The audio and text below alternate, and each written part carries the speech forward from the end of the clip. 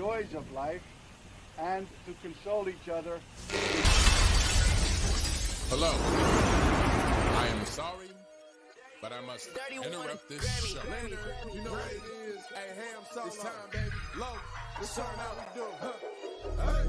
They said we said we hit. They said we said we on. They said we said we strong. They said we said we go. We say that you heard right. We say that you heard right. We say that you heard right. We say that you heard right. They said we said we hit. They said we said we on. They said we said we strong. They said we said we go. We say that you heard right. We say that you heard right. We say that you heard right. We say that you man. I swear that it's imminent. I've been going so hard on my penmanship. About to go in and buy me a whip. And I pull that shit fresh off the dealership. I can leave you in red like an Xbox. Got me laughing at you like you red fox. Got you chasing Hot Wheels like a matchbox. EA running the game and it don't stop. Super cold like I'm playing for Blizzard. Got you all in my sights like Red Dead Redemption. Never gonna slip on my pimpin'. Better get out my way, bitch, I'm on a mission. Really ain't no competition. I'm steady grilling opposition. I'm get up and ready to win. They can play it how they play, but fuck what you say. I'm getting this money today. Last of us like a dying breed. Down the ride like a noble steed. Fatality moves, I make it bleed. That's on any game, that's on any screen. Shut up and give me your money. They said we so lit. Even if I take an L, we coming back just to show that we don't quit. They said we said we hit. They said we said we on. They said we said we strong. They said we said we go. Greetings and salutations, ladies and gentlemen. Welcome to the latest installment of BullSittin on TSWS Gaming. This week, we've got Microsoft Gaming showing us that there's some method to their madness, the prioritization of technological recycling, and surprise, surprise, Phil Spencer loves Fallout. I'm your host, Lok7, and joining me today is the lovely Nintendo goddess, Cozy Beluga, Mr. Behind Them Sticks, Ham Solo, and the man that likes games more than anyone alive, Mr. Matt Likes Games. Welcome in, everyone. How are we doing? Doing good. Doing Pretty good. I'm tired. I like the shades, huh? Is that new? I've had these since like a week before PAX. Okay. I thought I lost them for a little bit, and then I found them. Nice. I like them. Too big. Numero uno. Welcome in, Mishi Miyagi, Yodani, Vince and Reichi complaining about the time. All right. Kaya Sante, welcome in. So before we partake in this week's session of Digital Savagery, tell me, Cozy, how you feeling? Rosie, you're muted. Oh my God. Sorry. Okay, there you go.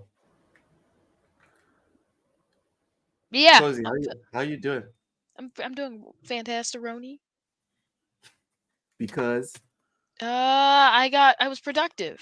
I worked on I have like a bunch of costumes that I have to make. And I've actually got I'm making a Squirtle squad for my niece and my sister and my brother-in-law and my other niece.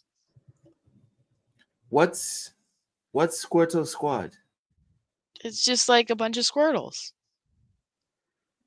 What are Squirtles? Sounds inappropriate. Pokemon.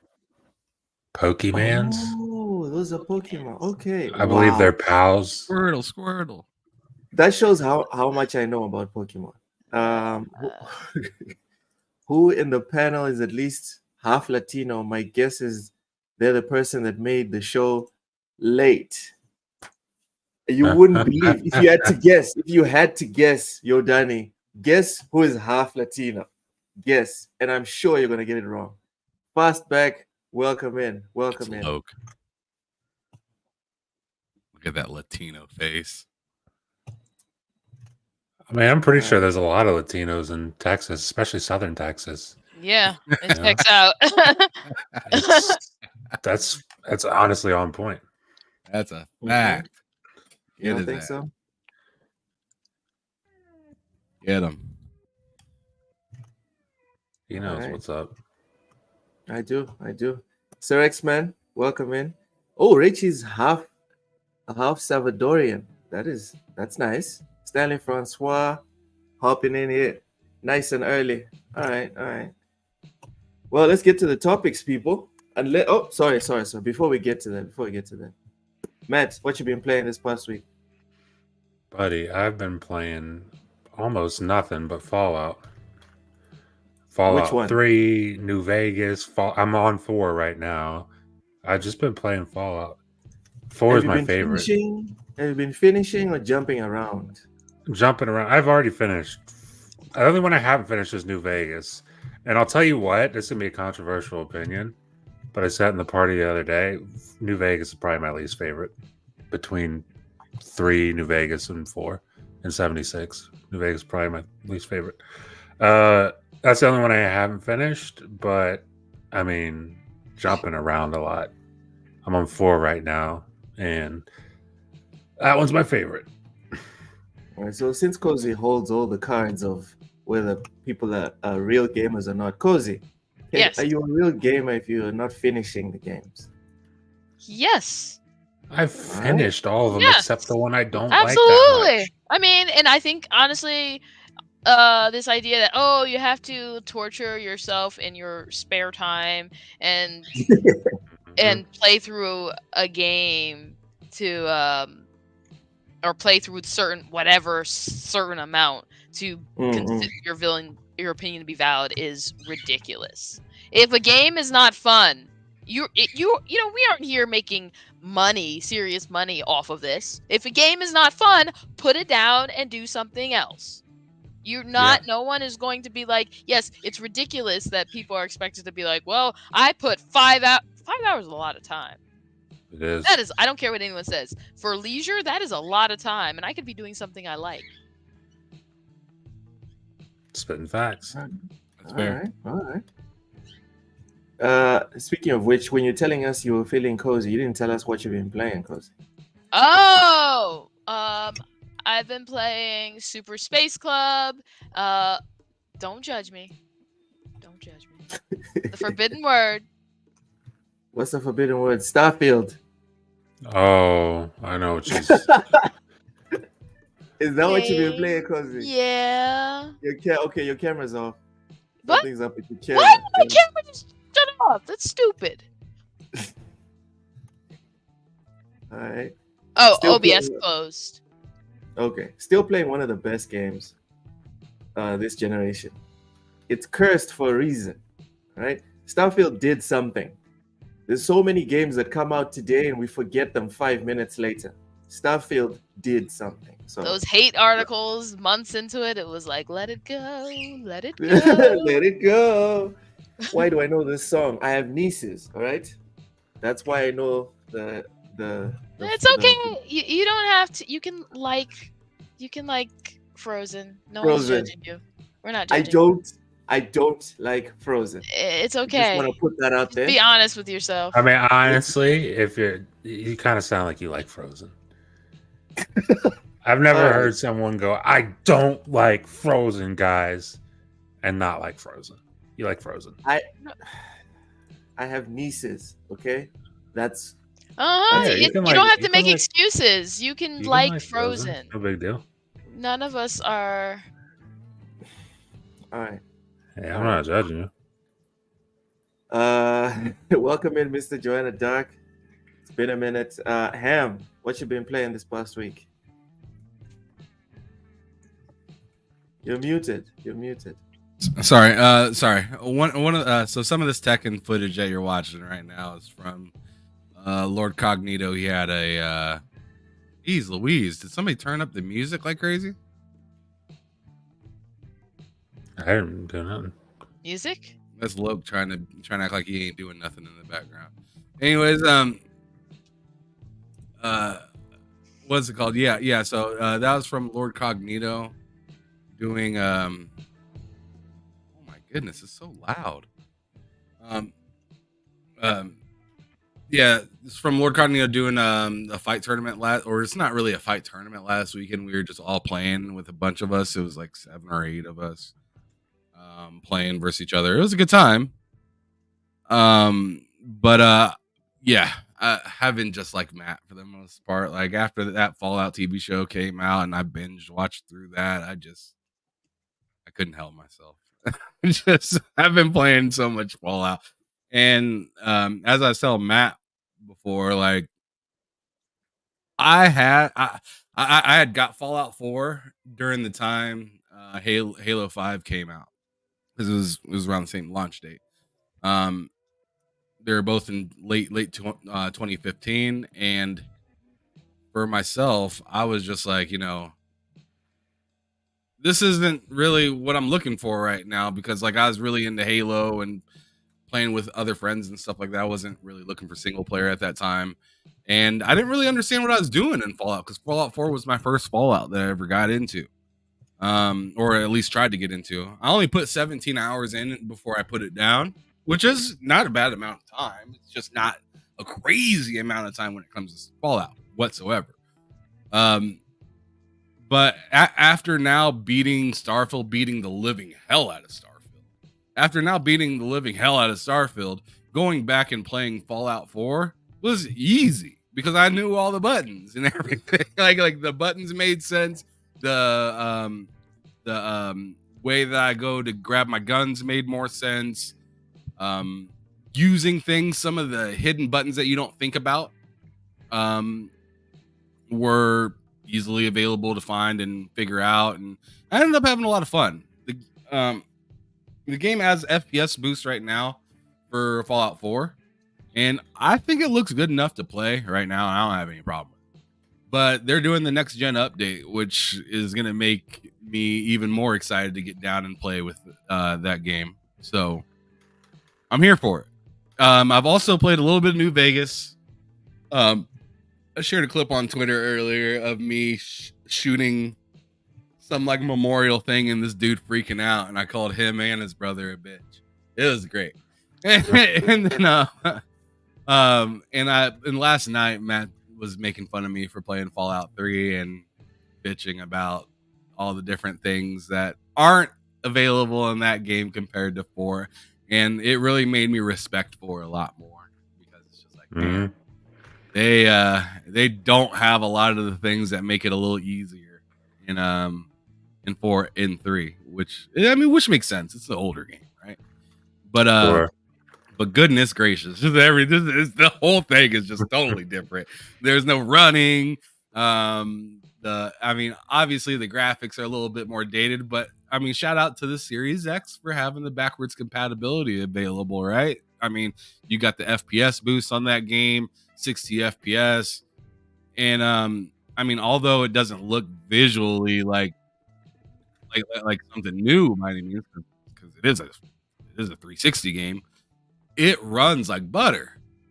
It looks good for its age, and I'd have to say the same thing about New Vegas as well, because those are the shout out to Matt on his video earlier. Like, those are the only current day consoles that really that really allow you to take advantage of those games in its best light. And that goes for Fallout 4 as well. Because where else are you going to play Fallout 4 60 FPS unless you got a PC? Mm-hmm. It's not doing 60 on the Series X. Yeah, it does. It does 60 on Series X, and Series it X is the only says place it does 60. Yeah, Oh, okay, that's console wise, until the update drops.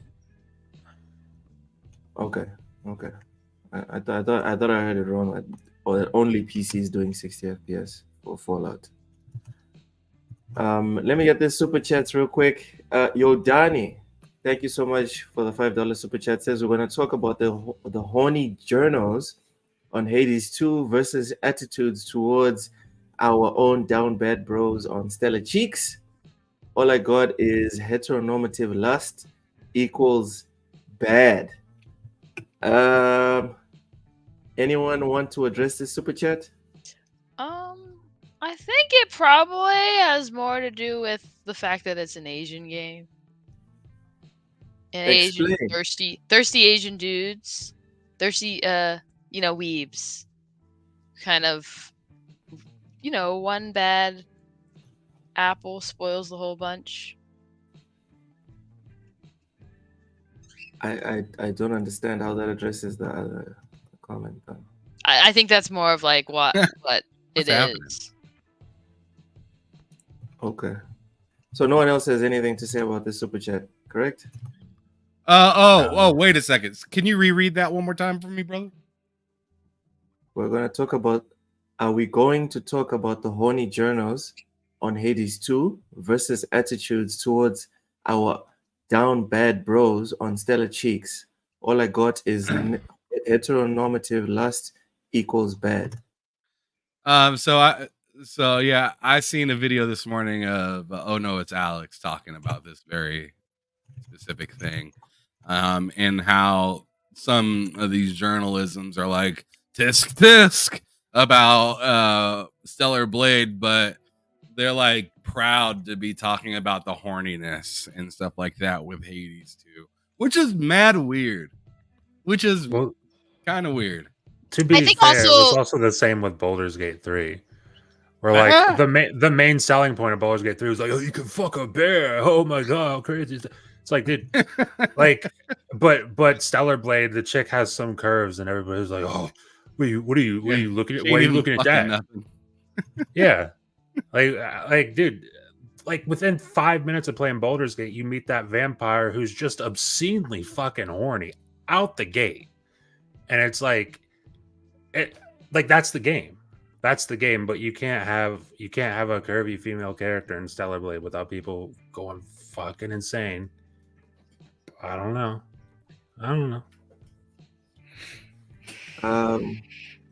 This is a good point, yo, Danny. I'll be brief. I 100% agree with your, especially your last statement. Heteronormative lust equals bad. I think like the US and the West have made many mistakes in the past, and for some reason everyone not everyone, but a lot of journals think that throwing the baby out with the bathwater is a good idea. Just like everything that was considered good and acceptable before, everything, just chuck it all out. Don't nitpick. Just, was it good back in the day? Chuck it out. That's how they're going. And for me, it's wild, because only the Sith think in absolutes. Sir X-Man with another super chat. Thank you so much. Loke, you getting Vampire Survivors for PS5? Hell no. I barely have time to play other games. Why am I gonna hop onto that digital cocaine? I'm all right. Thank you so much. Appreciate the super chat though, but no, I will not be playing that game. All right, I'm good. I'm very good. Timmy, welcome in. Have you played No Rest for the Wicked? That game owns me. Anyone played No Rest for the Wicked? I want to grab that game soon. I'm not interested in it. That game looks so fucking good. I don't really like medieval fantasy. Yeah, just you, Matt. Just you. Yeah, I'll be gameplay does look cool eventually. I'm sure it's a good game. I'm not interested in it. Looks amazing. Yeah. John TJ with a membership chat. Hi guys, Xbox should open the Xbox Steam. It's member is John TJ member for 6 months. Relentless. You want Xbox to have everything. It's bad enough they now own the PlayStation Store. We're gonna get into that. We will get into that. Yobi, legendary Yobi, welcome in. It has FPS boost. Yeah, talking about the Series X. Roger. Drawn TJ with another super chat. Thank you so much. Microsoft is not done buying publishers, especially if they keep putting games everywhere. Buy Take-Two and Warner Brothers and the small studios and be done. I think the FTC might have some reservations about that. No, but he does bring up a good point. They are putting the games everywhere, because based off of that would mean, okay, EA, if EA wants to make an acquisition, if Tencent wants to make an acquisition, suddenly they can't anymore. But their games are everywhere. So the idea of exclusivity is out the window. So what do you guys think? I think this is now something that's doable. And now Microsoft has proof that, we are all about putting the games everywhere. No.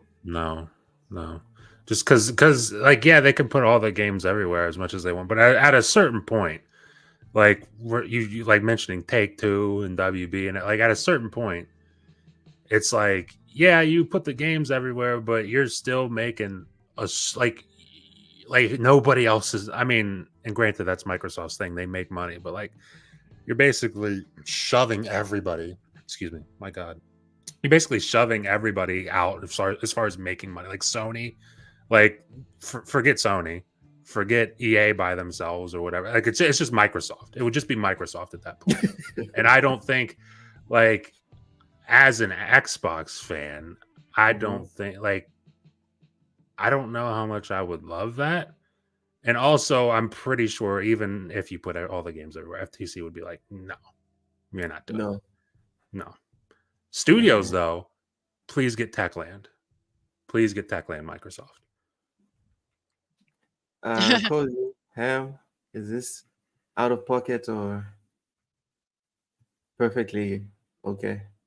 Well, obviously they want to, get as much money as they can. So, I mean, I wouldn't be surprised to see Microsoft continue to purchase, publishers to be able to put games everywhere. So they have like an excuse for saying, hey, you guys can't miss me. You guys can't say that you can't make a game for us because we own you. And you're going to make a game for us. And you're going to make a game for us. And then you're going to go over and I'm going to have you peddle that work over there on PlayStation. And you're going to bring daddy back his money. Like, I can totally see them continuing to do some stuff like that in a diabolical fashion as they're currently doing right now. Shout out, though. I wanted to throw something on the screen real quick. Shout out to Cult Classic Cage in the chat. She just joined us. Woo woo. She's been an absolute fucking savage lately. And I just have to throw this out on the screen right there. She's been an absolute savage lately. She put up. She has this post right here that says, "When you want all other platforms to be as shit as your platform of choice, PlayStation, instead of just moving to the better platform like an intellectual or demanding better from the consumer across the board, fanboys are corporate cheerleaders. Keep waving your pom-poms." And she put this little video. Wrong. What's that? I said, she's not wrong. And she put this little video of, J-Bar and Persona, which I don't mind those two brothers at all. But she was like kind of coming at him real quick. And this guy in the chat, like right above it or right below it, said, "Damn, Cassie, you singled out two of the most positive PlayStation guys in the community. They buy tons of games, play tons of games, and have tons of game giveaways, and host weekly podcasts to talk solely about PlayStation games. Yikes. No one is safe from PC, Xbox refugees." And she put simply, "I'd rather be an honest villain than a lying friend." And I was like, God damn. God damn. It doesn't get more real than saying that shit. God damn. So shout out to her. I just wanted to throw that out there. A quick note. You said she's become or savage recently or something like that. Something about recently. Cult Classic Cage has always been like this, and I think that's why she's awesome. Vic, the motherfucking click $2 super chat says, "Hit that like button, everyone! Spam it, spam it, spam it, spam it, spam it, spam the like button." All right, can we talk about the topics? Can we get to the nose, everybody? Anyone else want to bring up like maybe a messy tweet or something? Cozy, Matt? No. I haven't really been on Twitter too much lately, so I can't really help you there. All right, that's cool. No shade, because usually I also bring up like a messy tweet like what Ham did, but Mental didn't have the link this week. Look. Well, Look at you leaving people out, Loke. Did he know? Loke, you are a mess. He kept just showing up, and I was like, "This is You're sick. a disgrace, Loke. This is sick."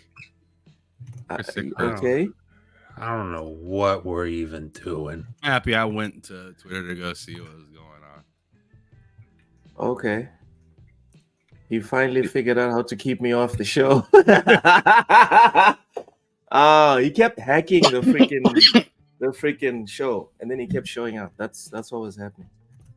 All right, Mental, hurry up and get in here so we can get to the topics. Anyway, while Mental figures it out, the first topic of the day today is Microsoft has more bestsellers on PlayStation Store than Sony does. This comes to us from Tweaktown, celebrating 24 years of tech publishing. It was written by Derek Strickland. If nothing else, the FTC v Microsoft trial in 2023 taught us one important lesson. PlayStation and Xbox are as cooperative as they are competitive. Microsoft depends heavily on Sony's storefront to sell its games, including mega hits like Minecraft, Call of Duty, and Sony in turn welcomes Microsoft's revenue contribution. This cooperation has evolved now that Microsoft has broken first-party Xbox games exclusivity.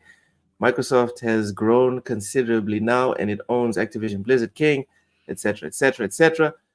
Before we look at the data, I have to bring up some very important context points. Point number one for context, because context is very important. We're in a podcast. We have the time to actually bring in the context. Mental. What's up? Hold on. Oh, Hold on. Let me move you up a bit. All right, there you go. Mental, what you been playing this past week? Not a lot. Still working on RoboCop off and on, but I just haven't had much time for gaming lately, unfortunately. Life, man. It happens. Yeah, it's just been busy. It's been busy. So all right. So a little bit of RoboCop. RoboCop. Have you finished anything? In RoboCop? Oh, any No, new? Have I finished any yeah, games? Just yeah. no. Still working on Last of Us 2 as well. I know that's your favorite. Still working on Nier Automata, and still working on another one older game, Remember Me. The last two I'm playing on my Steam Deck. So All right, I've got. that's I always have 2 or 3 at least on the go. And that's just kind of how I am. Just you.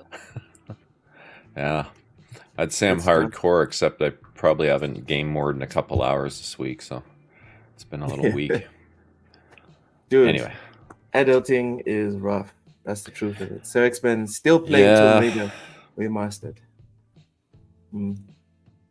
It's a good game.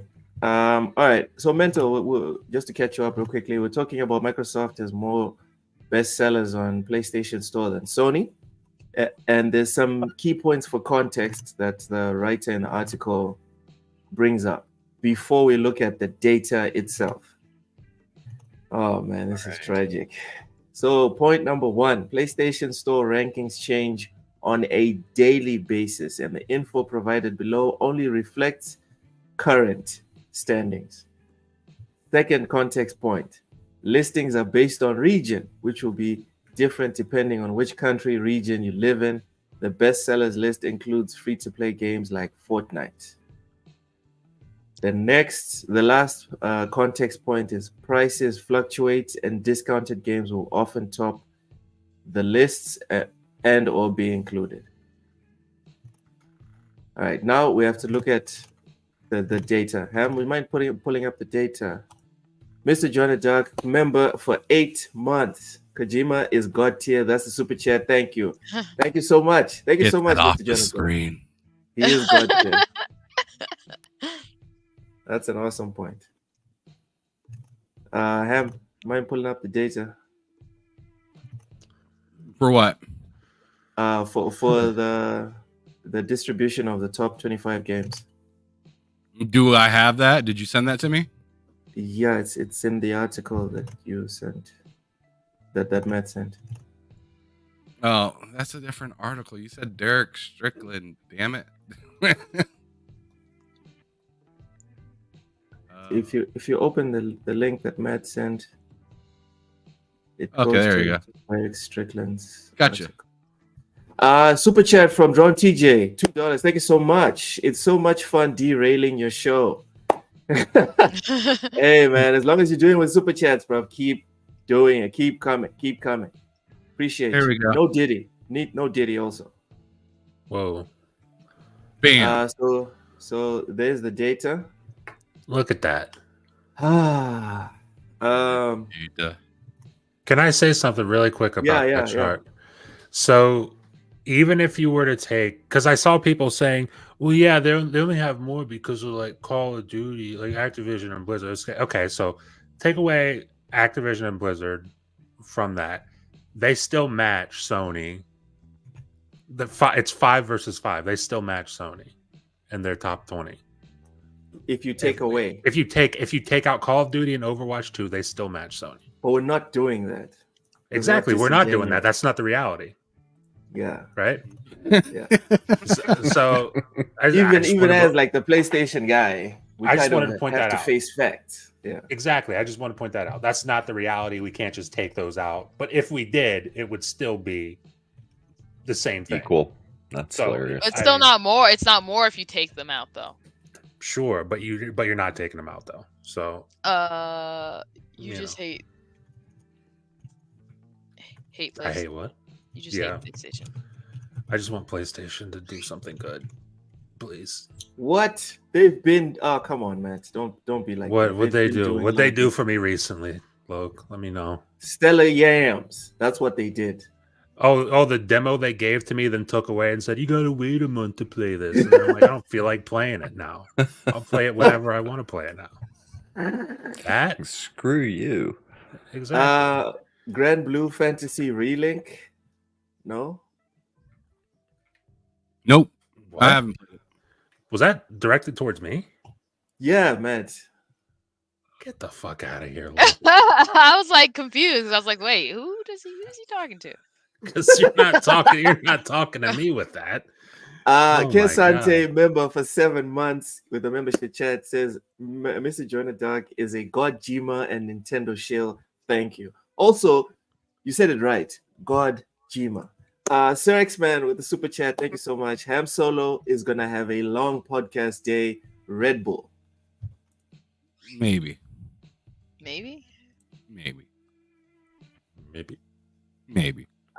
Anyone else wanna chime in on this whole seven games in the top 25 versus 5? Absolutely. I'll definitely chime in on it. I think it's hilarious because this is literally what me and Hargeet were talking about on 2 separate podcasts. We talked about it first on C Money's podcast, and then we talked about it again when we ended up relinking on Boomstick's podcast. And it's simple. It's just like you got like a lot of people like really want to stick their head into the sand when they hear Microsoft is doing something good. Microsoft is doing something good. Microsoft is making money on your platform. This is kind of embarrassing. This doesn't look quite right. They're making more money on games than you guys are doing in your own console or platform space. So like, and what me and Hargeet both alluded to was, it's pretty diabolical what Microsoft is trying to accomplish here. They're trying to say, hey, not only can we, sell games on our own platform or whatever, but we're going to go over to your platform as well, seeing that you need games. What do you mean sell games on their own platform? What do you mean? What are you confused about with that statement? People buying games on Xbox. They just make games and then just nobody does anything ever. Whoa. Starfield just so happened to be on the top Nobody's 10 games of the year. I think nobody bought it, right? Luke's just playing the pony ended role. up there. I think Nobody nobody is. He's doing it. He's doing it really well. I'll tell you that. Yeah, he's just playing the role of pony. Xbox gamers don't buy games. All they do is play Game Pass, right? Everyone's favorite pony. Why not both? But I tell you what, man. Go ahead, finish your point, man. I'm sorry. I'm sorry. Yeah, go ahead, buddy. I tell you, it's not the best look, because imagine how much people would be talking if like Marathon or whatever came to Xbox and all the and like it charted #1 on there or something like that, and then MLB The Show was out, and then just so happened to have like, I don't know, some random PlayStation game come over there and a couple others, and they all were making more on Microsoft than they were, they're making more on Microsoft than Microsoft was making off. The whole thing would be Xbox games are trash. Nobody likes Xbox games. This is why they don't like Xbox games. They don't have the quality that they have that we have at PlayStation. That's why they're buying all of these PlayStation games instead of Xbox games, because all the Xbox games are stupid. They're trash. They're filth. Don't even worry about playing them. It's a waste of time. Yep. It's not fun. So PlayStation games on Xbox wouldn't exist. Yeah, exactly. That's how crazy it would get. So yeah. Let's remember those folks that said, Xbox has no games. Xbox games are trash for years and years and years. And now we're seeing games that are mad old. 2015 games, 2017 titles and stuff like that go over to PlayStation and they treat it like it's brand new. Like it ain't never even came out nowhere before. And they start buying the hell out of it, right? In my opinion, part of that is it's a little bit of a bad look for Xbox, because then it's just kind of like, why couldn't you market these games good enough to where people would want to come to your platform? So that's the knock on Xbox, in my opinion. But can you really knock Xbox too much? Because they're still taking your cash, bro. That cash that was supposed to go to Stellar Blade, Rise of the Ronin. Where's Final Fantasy? Ain't even on the list. No. Wait, Rebirth's not on the list? It's there. Why wouldn't? Where? Final Fantasy. Where is Rebirth? Yeah, Rebirth's not there. Well, why would it? Like people, it's like one of those games that people talk up, but 5 people play. I mean, yes, it does sell well for. Oh my god, it's not here. It's hilarious that Rise of the Ronin's there over Rebirth. That's Dude, trash. Fallout 4. Because everyone who wanted it for the most part has already bought it. What the fuck? Fallout 76? Yeah, Fallout 76 is there, but where's Final Fantasy? It's number one. It's because this is like this can change. But number two is also because people who wanted Final Fantasy for the most part have bought it. It'll get a handful of sales left, but really, Final Fantasy isn't like the 15 million seller that they act like it is. Jay, you gotta say wild. Yeah, not even Fallout 4 is on there. Well, Fallout 4 it's selling because of the upgrade coming, right? Yeah, it's like the upgrade, the TV show, everything. Yeah, the free upgrade, the non-$10 upgrade that Wait, Microsoft Sea of likes to Thieves do. at number 12. Sea of Thieves is at number 12. That's trash. Sea of Thieves is trash. What? It's garbage. Whoops. Somehow. $40. Yeah. Paying 40. So you see what I'm saying now? Like, it's just like it's a bunch of games that are, and nothing wrong with these games or anything like that. Like the Microsoft games, the Sony games, Take-Two, EA, whatever. Nothing was wrong with any of them. It's just really surprising to see these supposed games that are supposed to be, like there's no Spider-Man there. There's no God of War there. There's no Last of Us Part 2 there. What Spider-Man came out last year? God of War came out the year before. Yeah, but are we going to say that Sea of Thieves came out 6 years ago? Okay, I'll be honest. Honestly, I'm going to be honest about something. Let's be honest about something. Be honest. I think. Cozy. Okay, so what are we doing? Nintendo's really the only one that has games that'll just be like, oh yeah, people still buying them. Years later, people still buying them. Like most of the people that have bought these like PlayStation games, they've already bought them. You buy them, you play them, and you move on to the next thing. Sea of Thieves benefits from being like a multiplayer game, a game of service. So it has constant changes, updates, new stuff to do. But if you've already, I get it. There's always gonna be that one person. Well, I've played God of War for the 500th time. Most people aren't gonna do that. You keep playing. It's the same experience the first time, the second time, the third time. Yes, you might have a different way of like choosing difficulty or weapon or whatever. I don't know.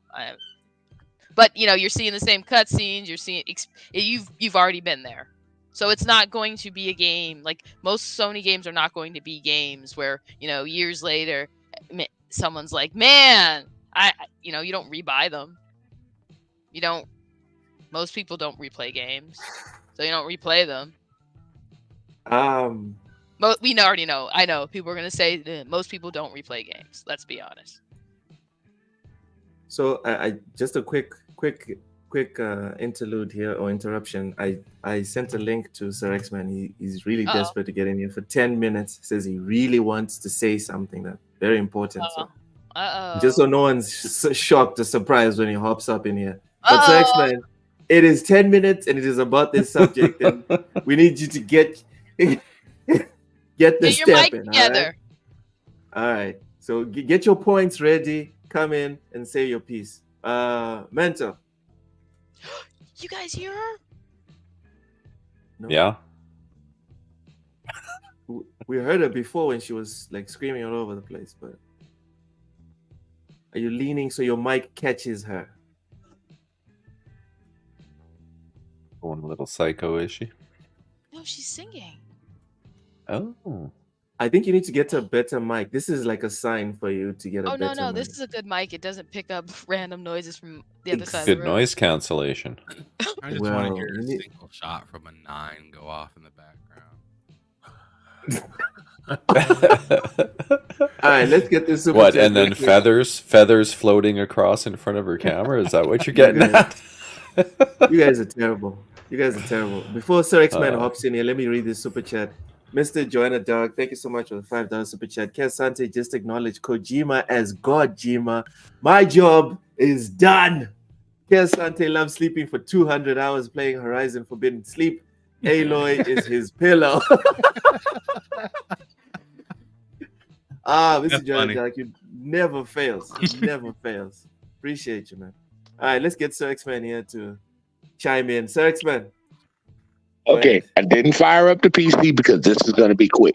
That no one thought about on this list. I was going to bring it up on GRG to surprise people, but I love you guys, so I figured I'd tell you that. Do you notice that 95% of that 25 game list, they're all multiplayer? That means Sony players are starving for multiplayer games. That's the majority of those games on that list. Is it? It is. And that's all. Yeah. I just thought I'd want to throw that out into the light. That's all.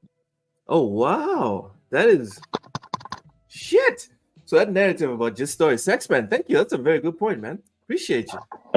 Thank you. See, them single players, they're not holding their own over there. They want to be like the like Xbox and PC community, play games with people. And that's the starvation over there. Just insane. But it is facts. If you look at that list, you know I'm right. So, all right, I'm gonna peace out. I just wanted to throw that out to you guys. That's all. I'll listen on the rest of the show. All right. I love it. Very observant. See ya. Yeah. Good catch. I hadn't noticed that one. Yobi says he said this before to save his breath. Oh, well. Anyone else want to add anything to this?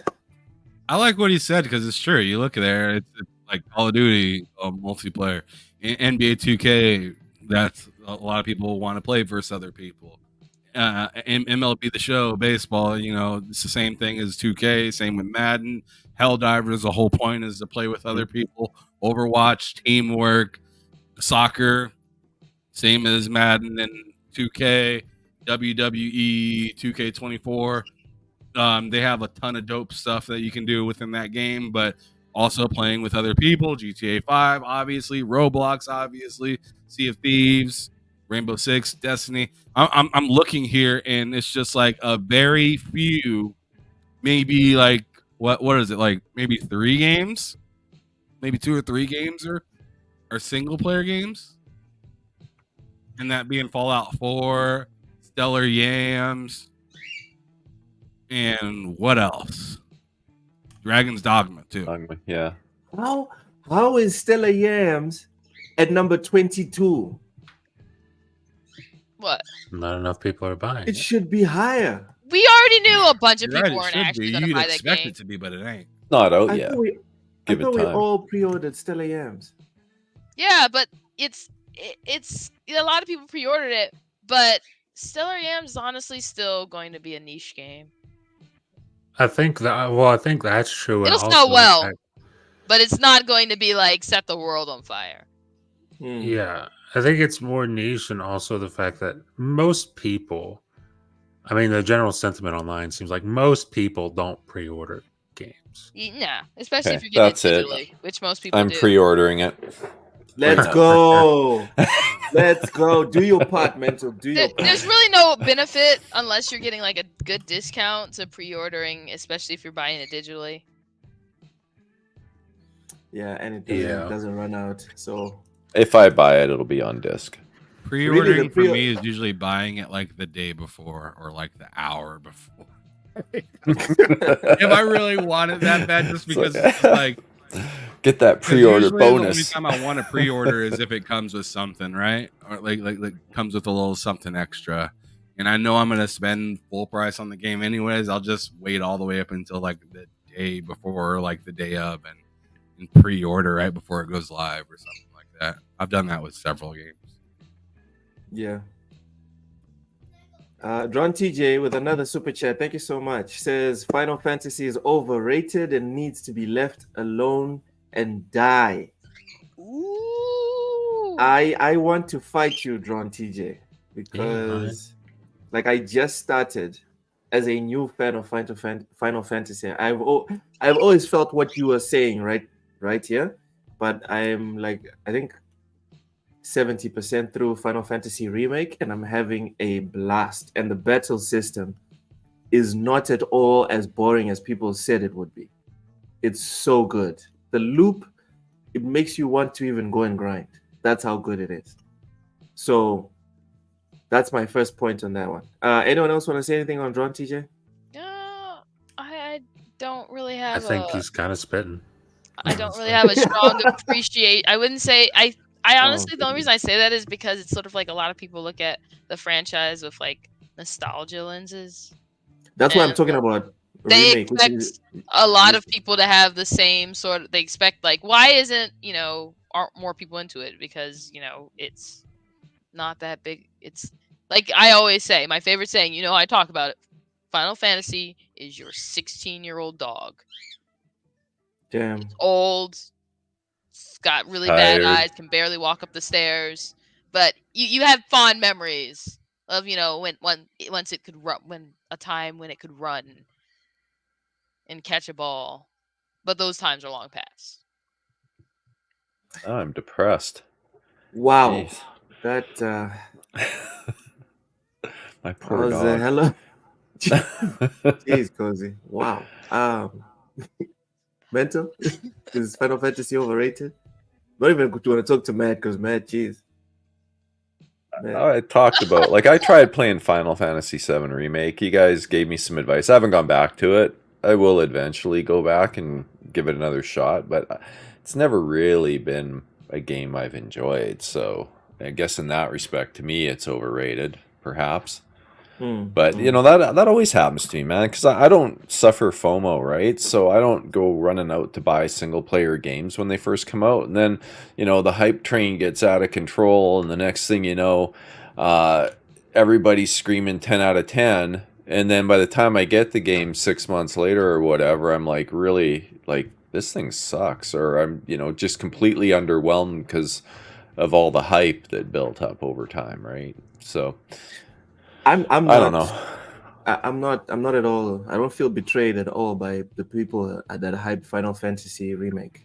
I'm having a absolute blast on it. It's just unfortunate that I have no time because of work and because of other games that are just getting dropped in my lap, or on my lap. But other than that, the game itself is pretty great. I haven't finished it, but so far it's very good. Ham, do you want to say something? I saw you trying to mute. No, I was just unmuting my mic. Okay.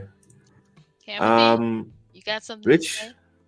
Rich Kreischer brings up an interesting angle. You guys want to guess the average age of the people who are playing the top 25 games on this list? Probably Oh, The it's 20, 25, late and 20s, 35. mid 30s. You think mid 30s are here? But well on that Yeah. list. Yeah. I mean, if I'm not crazy, the biggest age demographic for gamers is the 25 to 35 age range. So mhm. it's most likely that's the biggest demographic playing Well, those especially games. on console, right? 'Cause Yeah, Yeah. console is an aging yeah. demographic. Yeah, Wow, Cozy. It's true. it is. It is. Yeah. Yeah, It she is. she is absolutely right. It's not crazy. Jeez. PCMR. I mean, just look around and just look around. What are kids usually playing on? Phones, tablets, and PCs. PCMR. Yep. Oh yeah. Yeah, Wow. PC is gonna be the wave of the future. It is. It's like inevitable Yeah. at this point. All right. Yeah. Well, before Hear we move that? on to the next topic, Microsoft obviously crushing the PS Store so far. Anyone else have anything to add on this one before we move on? No, I also think it's just an interesting spread of games still. I mean, the obvious, people, but the obvious suspects, but just an interesting spread of games. I like that. Hmm. Silent Tumbo's Cypher. 54. What? The man.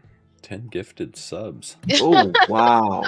Wow. Silent Cypher, Nice. appreciate you, man. Woo! Gifted 10 TSWS gaming subs. Appreciate you, man. So anyone who's not a member right now, go ahead. Enjoy. Lather yourselves.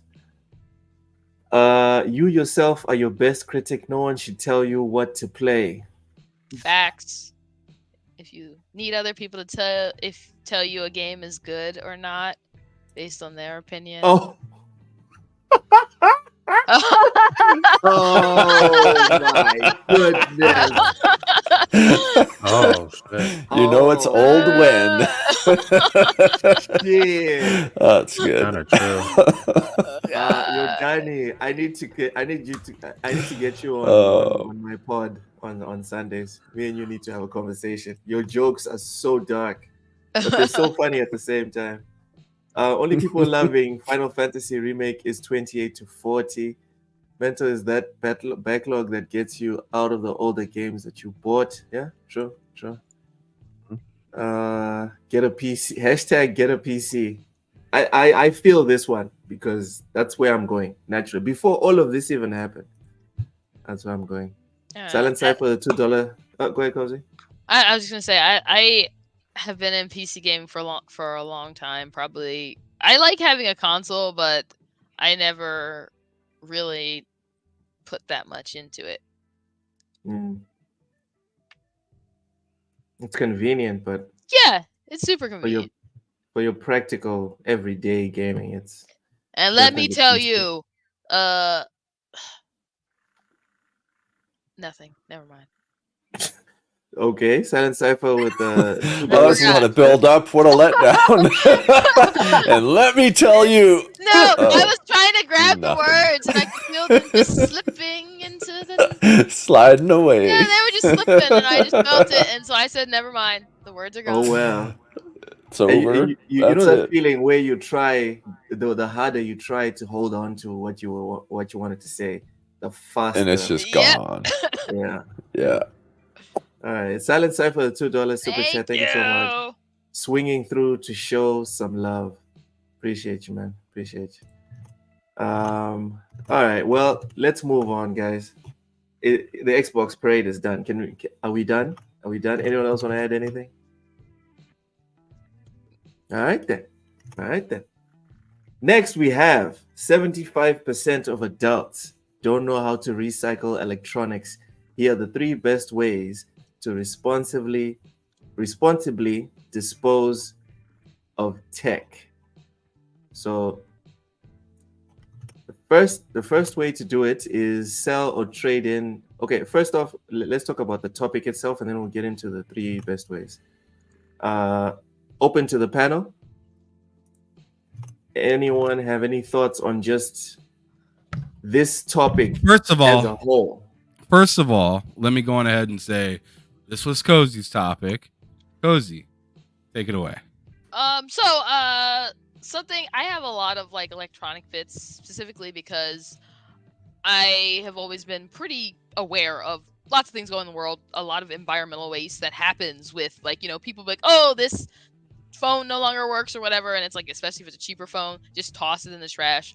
That creates a lot of lithium waste and other resource waste. Not only can those resources be recycled and reused, but Loke, you've talked about this, the issues with sourcing and the wars and the death toll that sourcing a lot of these resources costs. So it's very important to think about recycling them. Not only because you can get more money out of it, but there's lots of different things you can do when you consider how much e-waste just ends up in landfills, and it could be reused, repurposed, and that sort of thing.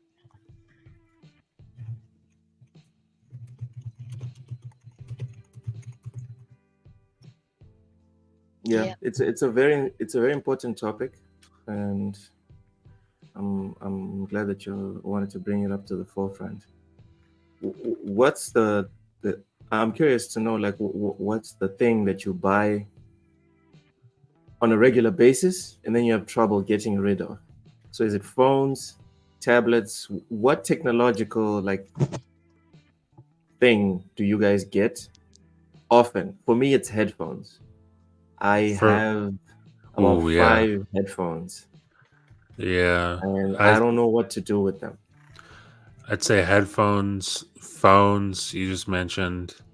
Because I got like a few old phones that I haven't even, I've thought about throwing away, but I haven't even thrown away because I just feels kind of dumb to just toss them out, sort of thing. So phones would be a big one for me. I have a collection of headphones, like you just mentioned, in my closet in my room over there. So yeah, there's a good amount of stuff, honestly.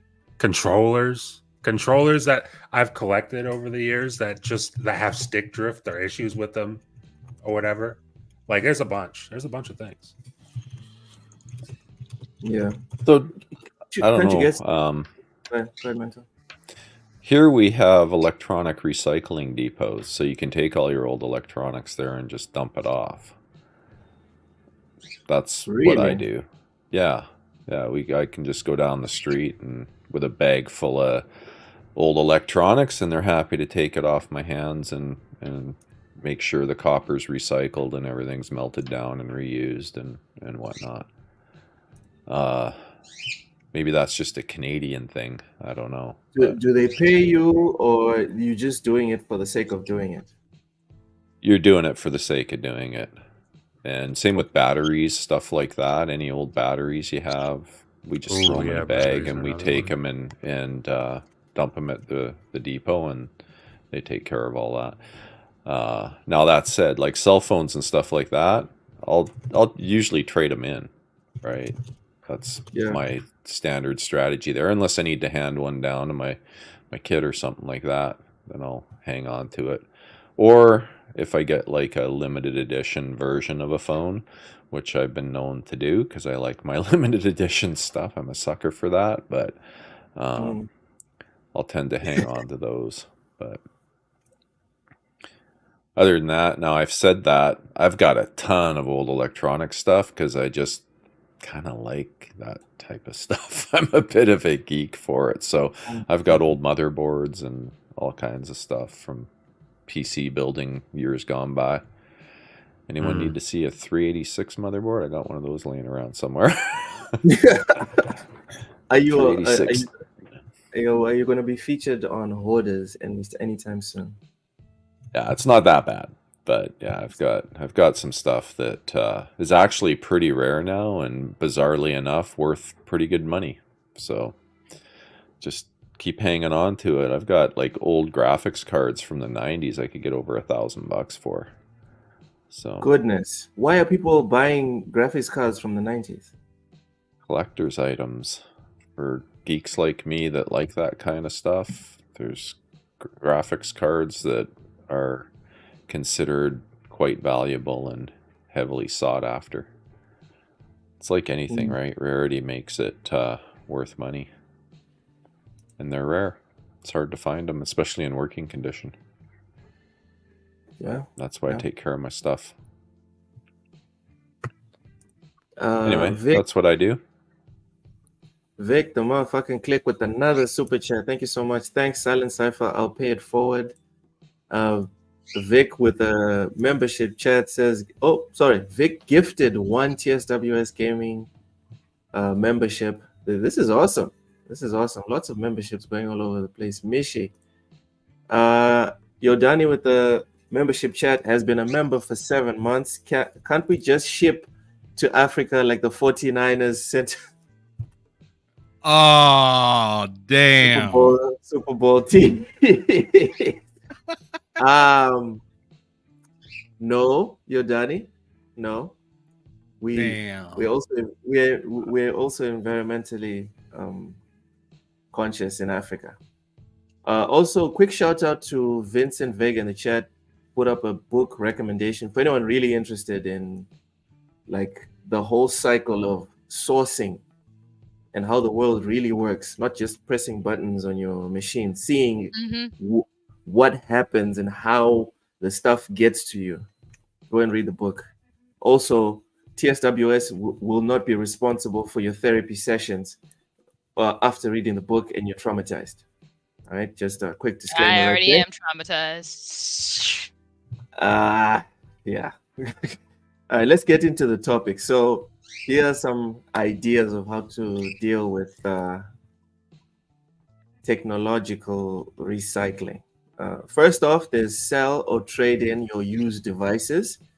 Most phone carriers and manufacturers offer promotions that let you sell or trade in older phones for money or credit towards a new device. Not only is this an excellent way to dispose of unwanted tech, but said tech will then either be repaired and sold as refurbished or recycled by said company. It also has the benefit of said device being disposed of properly and not contributing to toxic runoff which continues to be widespread as e-waste. I love this. I love this right here. What happened? Oh my goodness. We can help you dispose of your physical games. Richie's demon. I love it. Yeah. Richie and Yodani, man. Legend. Legendary Yobi book recommendation: Think and Grow Rich by Napoleon Hill. Interesting. Loki should be happy that your buddy from Tuesday isn't here. Who's my buddy from Tuesday? I'm not saying. Oh, okay. No, don't do it. Don't do it. Oh. It's cool. Never mind. So expensive. He said something to my DM. Sony confirms that Little Big Planet servers are offline indefinitely after they were taken down temporarily in January 2024 due to ongoing technical issues. Access to players' creations are no longer available. Sad. That's end of a cool. generation. I mean, to be fair, there are private servers up and run. Yeah, but it's scummy. If you have custom firmware. I mean, let's be honest. Oh, whoops.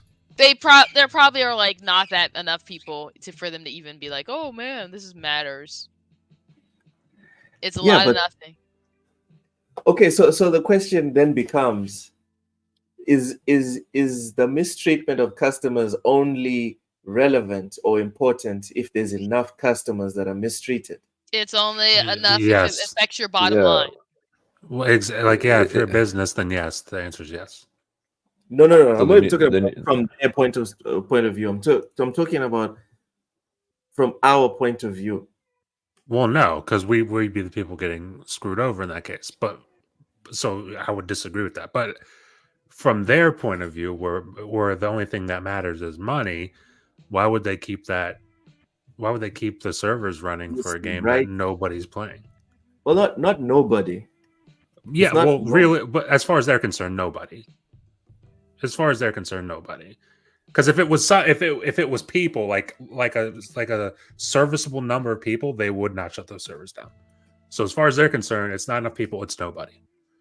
Nobody's playing it. We're done. I think what we don't want is large companies just deciding to employ a strategy where, well, let's just turn it off and see how many people scream. Mhm. You know, that's what Yeah. I'd be kind of Which is worried what about happened. in this type of scenario. Which is what happened here. They said they took it down temporarily in January 2024, and then they watched to see the reaction. And now that everything's cool, they're like, okay, those are not going back up.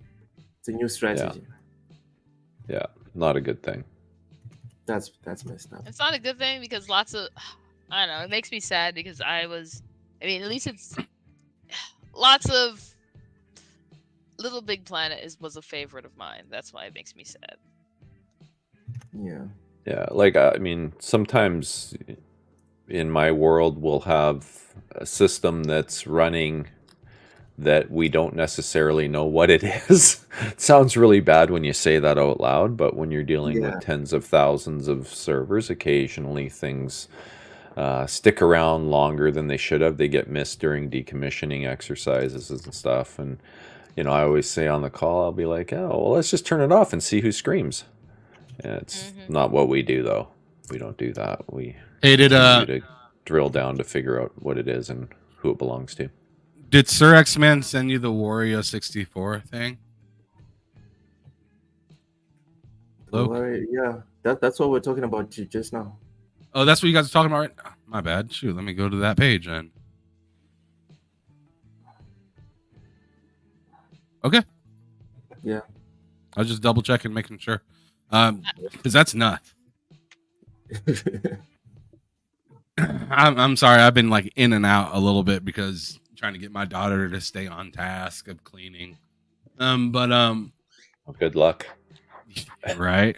You don't need it. Facts. But yeah, I mean, what is going on over there? I mean, I understand the nutsness of it, but it is like, you know, the PS3 Nutsness. servers. But why? But why now? You know what I'm saying? Like it just seems like like. Don't take this the wrong way, but like it's like a karma thing, and they're getting like a lot of negative karma back. And I'm not saying that they created anything in particular. I'm just thinking of TV shows like My Name Is Earl, right? So like, I'm just thinking of like karma. My name And is like, Earl. and it's just like, you know, you do a lot of good, and you expect a lot of good to come back. But as of recently, I mean, even if you listen to some of what the PlayStation fans have been saying, like, man, there's been a mighty, you know, there's been a mighty point to talk about PC this entire generation, almost to the point where it seems like the generation for Xbox One last gen, where it's just like the whole talk is a little bit of games, but a lot of PC, right? Oh, this is more horrifying than I thought. So Okay. I played it on PS3. It's a PS4 game too. And all What? the creations that they created in previous versions were available in the PS4 version. Oh, So basically, this game is unplayable for the most part. I mean, damn. I've never only- played the game. Is it not just a single player game you can play? no, or do you no. actually- So it had a Oh, story okay. mode, and you could do it Hmm. co-op with other people. And the thing Okay. is, you were doing the story mode to collect the stuff, so that you can use those items to deck out your creation, and you could create all sorts of things. There was this person who used to create pinball machines, just like pinball, So- and you'd be the little sack boy, and who was also the pinball, and you would just be like playing pinball. But So if I fire up my PS4 right now, I can't play the game that's there? Is what you're you telling me? will probably be able to play like the campaign, but that's not really what people played it for. People played it for like the for the creation. custom stuff. Yeah. Ah. And people created some amazing things on it. Ooh. Lots and lots of So amazing things. it'd be kind of like Minecraft shutting down, in a way, where people get together and build worlds and. Well, I think actually Minecraft has a more robust single player than Little Big Planet. Little Big Planet, you didn't just Okay. sit there and play with like just the story mode. You would sit there, like I would go and build with people and stuff like that. But yeah, but wow. So I mean, it would be worse than Minecraft because literally the only reason to do the campaign was fun, but it was short, and the only reason to do it would be to collect little like stickers and stuff. Man, that's sad. And people would put hours and hours. Like I used to join people just to help them build. Excuse me.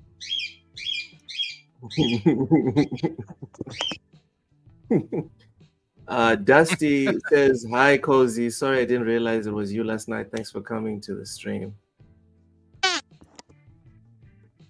Put the mic down, Cozy. Oh, Dusty. Keep the mic there. We like the bird. She's All right. airing her grievances about the same situation. Well, she has rights. All right. No, she doesn't. It was a good Dusty. stream. Dusty, welcome in. Appreciate you for coming through. Wow, this whole Big Planet 3 thing. They keep, so essentially they've taken the game away. They've left like the bones that made the game, and then the meat and potatoes that people were really there for, that's gone. Good stuff. Good stuff. Well, let's go back to the. Does anyone else want to add anything on the whole Little Big Planet 3 thing, or can we go back to the article about recycling? No, I just thought it was interesting just because it's just like one thing after another seems to kind of be happening over there. And it's just like, what? Like I'm wondering what is going to kind of be like that kind of turn for PlayStation for the year. And I'm talking more or less first party. I understand, they got some good third party deals and stuff like that right now. They have some pretty good games over there still. Like Stellar Blade, sure, it's published by Sony. So is Rise. I think Rise of the Ronin is as well, or at least it's exclusive. But Helldivers and stuff like that. So like, I don't think they're like hurting for any like cash in particular, as bad as some people are making it out to be. But I definitely don't see them with like that rise and shine smile right now, in comparison of what they've kind of had in the past few years. So I'm really looking forward to seeing what is going to be that like moment of like excitement to come out from Sony. Cause that's really what Matt's kind of alluding to, like earlier when he was saying like, what have you done for me lately? Right. And like you say Stellar Blade and stuff like that. And it's like, that's cool, but I know that's not really you. Right, you're using somebody else to say this is for the moment while we're doing something. He's wondering, hey, what's that in between? What are you guys working on? Like where's that Venom at? Where's that? I mean, obviously Wolverine is still a little ways out, but what the hell are you guys talking about for 2025? Or like you guys said, like April 2025. So like, if you set out a time that far away from now, you're essentially telling me don't even look my direction until April of 2025. That's kind of and sure, like I said, they have their third party and some of their like second party type of games and whatnot, but it's just like, that's a bold statement to say, hey, we're not doing shit. We're not going to have anything from ourselves until April of 2025. When Starfield and Redfall got delayed in 2022, I'm sorry, but that's the kind of same feeling. You know what I'm saying? Because everybody was like, once Redfall and Starfield got delayed, everybody was like, well, 2022 is over. We're done. No matter how much third party, because don't forget, 2022 was hitting for Game Pass, but nobody cared. Because that wasn't the first party Xbox stuff. That was just partner work, right? Keep that same energy. That's exactly why I always say that Game Pass isn't a system seller. It's just not. Like, you need those games from first party if you want to sell your systems. 2022 was brutal in that respect. It was Crazy. I also like bringing up Stellar Blade. Stellar Blade's dope, but like that's not why I didn't buy my PS5 for Stellar Blade. I didn't buy it. I didn't buy it even for Helldivers, which is more to do with Sony than Stellar Blade. But it's like I bought it because of like Sony Santa Monica, because of Naughty Dog, because of Ghost of Tsushima. Like I bought it for stuff like that. And just Ragnarok was dope. Ragnarok was really dope. I enjoyed Spider-Man. But he loved Horizon too. Facts. Dude, how insane is it that Little Big Planet is probably dead, but they're gonna continue on with Horizon? I know it's not the same studio, but like, how insane is it that Horizon is going to be the thing going forward, but Little Big Planet's probably dead? I feel like that should have been one of the first games they worked on porting, were like games like that I think could have really just been the bee's knees on PC. Little Big Planet and Dreams. Those should have been like, hey. It's nuts that Dreams isn't on PC. I don't know who made that call, but it's baffling. It's confusing. Oh well. Rest in peace, Little Big Planet. See you in the remaster remake in about 4 years. Nah, they only remake things that they can be like, oh wow, the graphics. The graphics. Sir X-Man, thank you so much for the super chat. Says Sony's been making console, not servers, big problem. Yeah, changes need to be made. All right. Going back to the article about recycling. So the first point was sell or trade in your used devices. Second was use a recycling service. This one I think is very much a first world situation. We don't have that around here. Exactly what I was talking about. Yeah. The recycling both in-house. service. Yeah.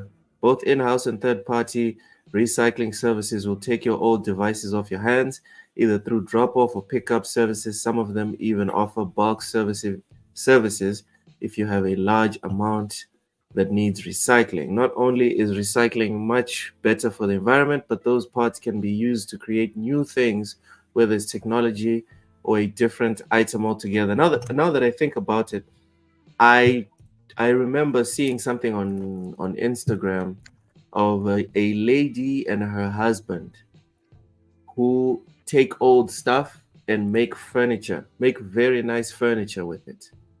I think they're in the Netherlands or something.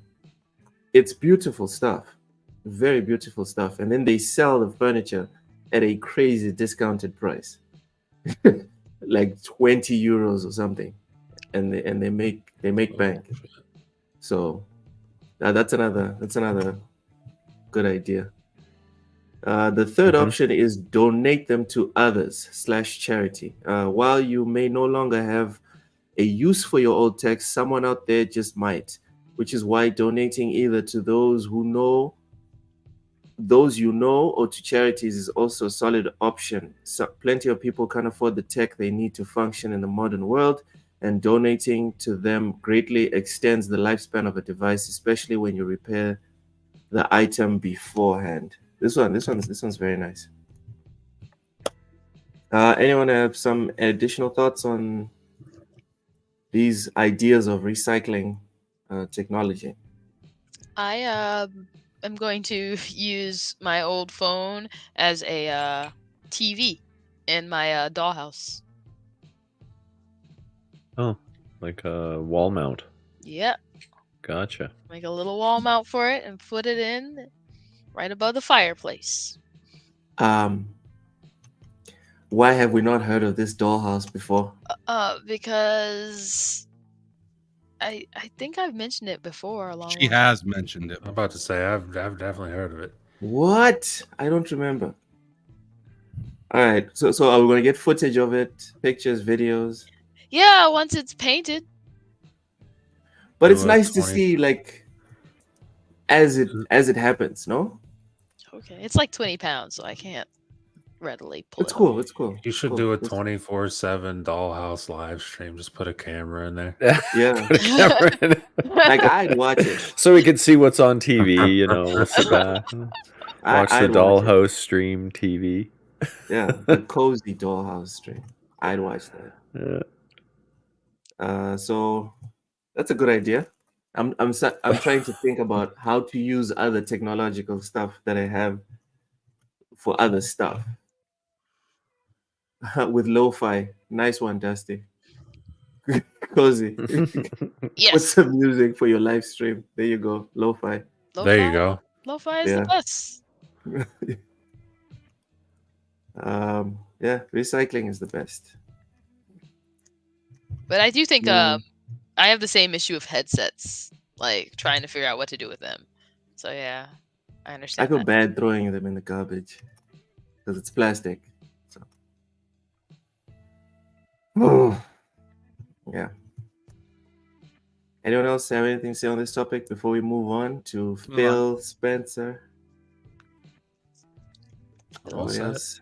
All right. Spencerus. Yeah.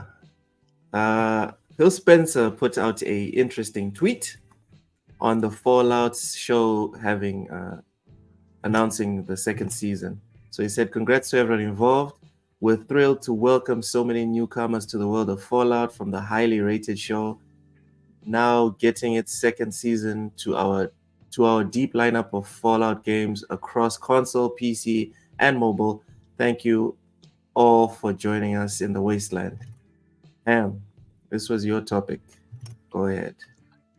Yeah, I just wanted to kind of throw that out there because that TV show is amazing, Mm-hmm. right? Like, I'm pretty sure everybody here has seen some of it at least, maybe not all of it. I know I binge watched the hell out of it. I know Matt finished it. I know Loke is on his way. Is that right? 6th episode. Okay, so you're just like a couple episodes away from being done. It's not that good. And Mental, have you seen it? I've seen it now, yeah. You guys way overhyped it for me, though. I was really let down. No, What? it's pretty good. It's pretty good. I'm just kidding. Yo. Yeah, it's pretty Man, I was like, Incur see you the later, wrath. bud. Okay. Wrath, all of us. Yo. I don't Uh, mean to You off the judge, but show. if that was your opinion, it was wrong.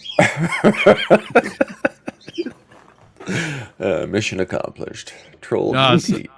No, so I really wanted to talk about this. Achievement. I really wanted to talk about this not just because of the not just because of the show being good and that it got its thumbs up for season 2 or whatnot, but I also wanted to talk a little bit about the game and whatnot and how just it made a resurgence like crazy. Like, what do they say? Like 7,200%. 7,500% resurgence. That doesn't even sound real. It doesn't. That sounds like a fake percentage. Dude, it's Fake crazy. news. Yeah. I mean, I usually hear people say I 1,000% get that. Whoever says I 7,500% agree get with that. It's nuts. Like, so I know that I've been going back and playing some or like all of the Fallouts except for 1 and 2. I know Matt's been playing the crap ton of it. I'm wondering, more or less from the panel and some of the people or all of the people in the chat, you guys speak up if you wish.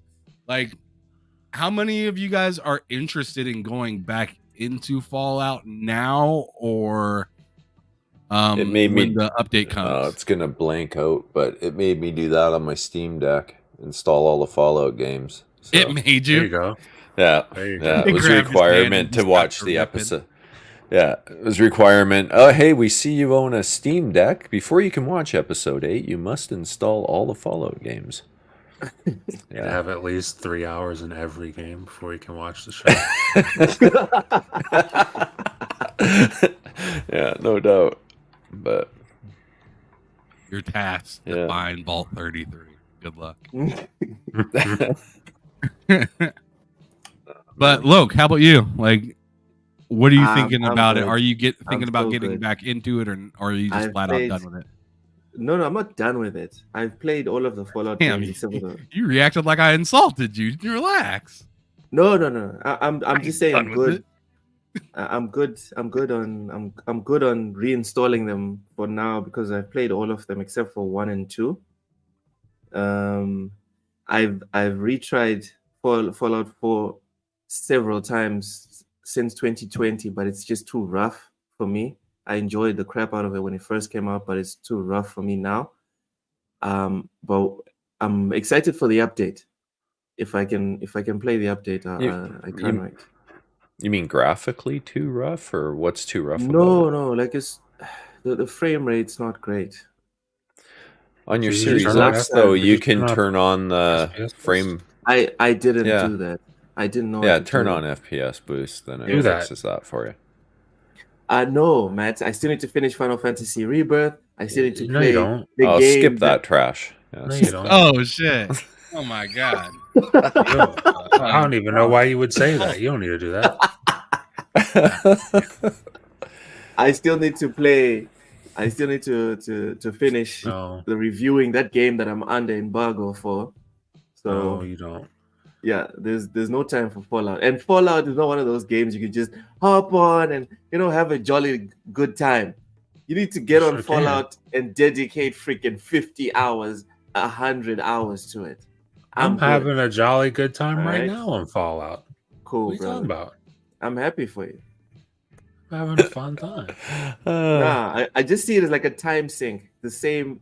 It's like Vampire Survive. Nah. When I say Oh, it's that not me? fun, I'm not saying it's not fun. I'm saying when you get in, you can't do anything else. Sure, And you're I don't need that in my life right now. working on a settlement right now. You can do all sorts of stuff. Yeah, so that's where I'm at with the games. All right, Cozy, where are you Yeah. at with Fallout? Are you thinking about getting back into it? Are you already back into it? What's your thoughts on the X and S and PS5 update that's coming in the near future? I don't have I play on PC. It's But getting an update there too. Yeah, it gets an update everywhere, technically. but I'm going to probably dabble in some 76. I might go back into Fallout. I guess it's a lot. I'll definitely dabble more into 76 and then I'll decide. You better make the right decision, Cozy. All right. Well, Matt's threatening people. All right. So to continue on the conversation for this particular topic, I wanted to ask you guys now, like, when it comes to new Fallout games, like outside of an update for like 4, when do you like do you think that Obsidian comes back to make a New Vegas 2? Do you think we're just kind of sitting down and relaxing until the mid 2030s until they get the Fallout 5 cooking? One thing that I did notice that's kind of has nothing to do with this question, but I guess they said, or I heard on Mr. Boom's show earlier when I was on that show, that that Fallout 5 has some things from the TV show that are supposed to be in the actual game itself to stay canon, or to bounce off of each other and whatnot.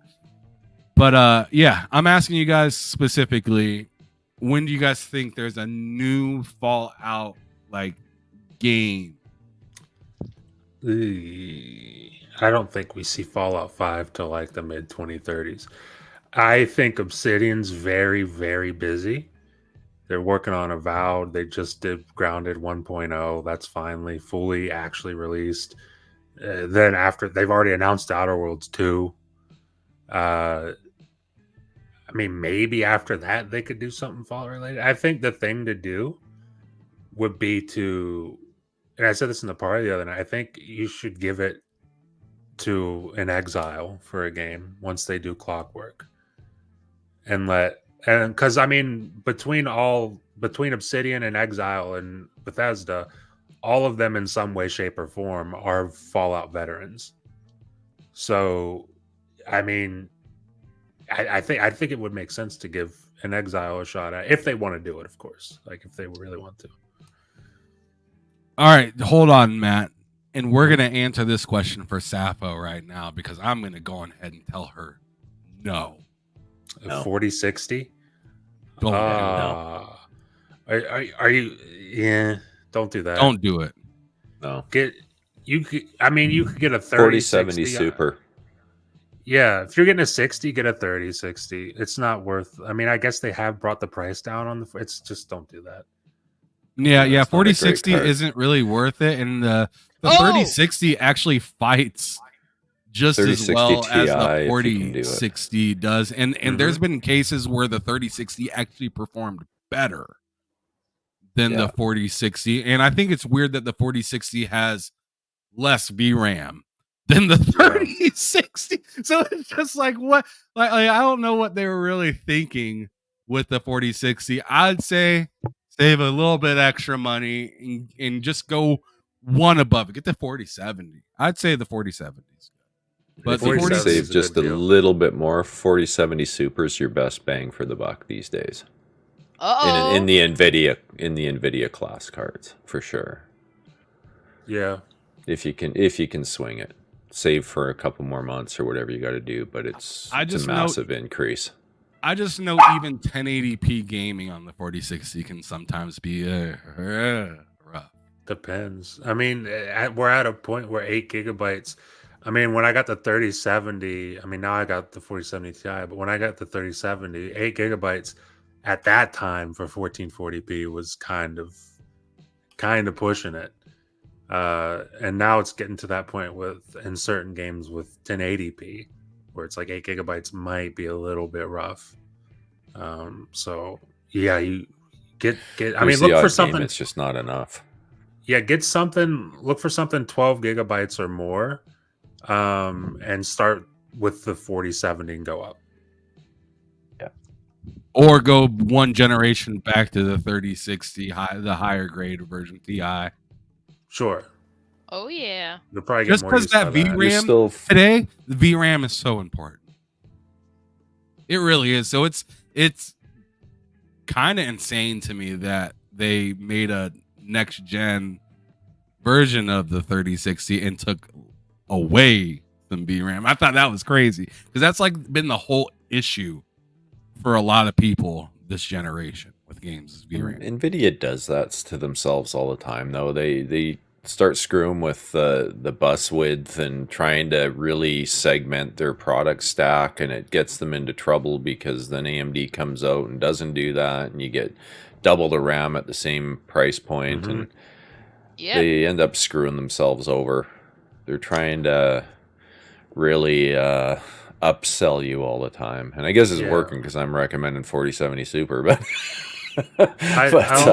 it is painful. It's stupid. Don't be afraid to look at AMD either.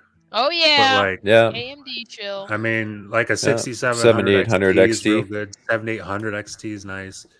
And that's what I have, and it's like generally cheaper $300 than NVIDIA cards too. and it's like $300. Yeah. $300 For sure. I kind of agree with Vincent Vega though. I know he says don't go 3000 series, even though I kind of disagree with that. But at the same time, I kind of see why he's saying it, because the 40,000 series has like the frame generation and stuff with it. So it's kind of like, it's kind of, I don't know, it might bite you in the butt if you go back to the 30 to the 30 series. So I could see why he's saying don't do it. but at the same time, I would definitely agree with him when he says right here, power consumption alone, 4070. I agree. Mhm. Yeah, no, that's a very valid point. I mean, the 3000 series was definitely not the most efficient on that Samsung process. 8 nanometer. It's crazy though. Me personally, I'd rather get a 3060 than a 4060. So Same, honestly. even with the frame generation on the 4060, I just don't think. I feel like the frame generation on the 4060 is like a poor excuse. It's a weird It's like card. a beg to get that card, kind of, more Yeah, than it's like the- a benefit. It's literally the only selling feature for it over a 3060. Yes. And that's just messed up. Like, usually, like, if you go back, you know, you look at it like a 1060, right? Back in those days, it came out and it gave the 980 a run for its money, right? It's a great card. Like, yeah, and then you go to the 1070 and it beat Rachie, a he's 980 Ti, 1070 right? Ti right there. There it does. Oh, those things were beastly, right? Mhm. I mean, I had, there's so much, I don't know. That was the best, like, probably the best generation for NVIDIA. If you just want to look at the stack as a whole, was the 10 series. They were fantastic cards. Power Yeah. efficient, and you go to the 1080 Ti, and it was an absolute beast.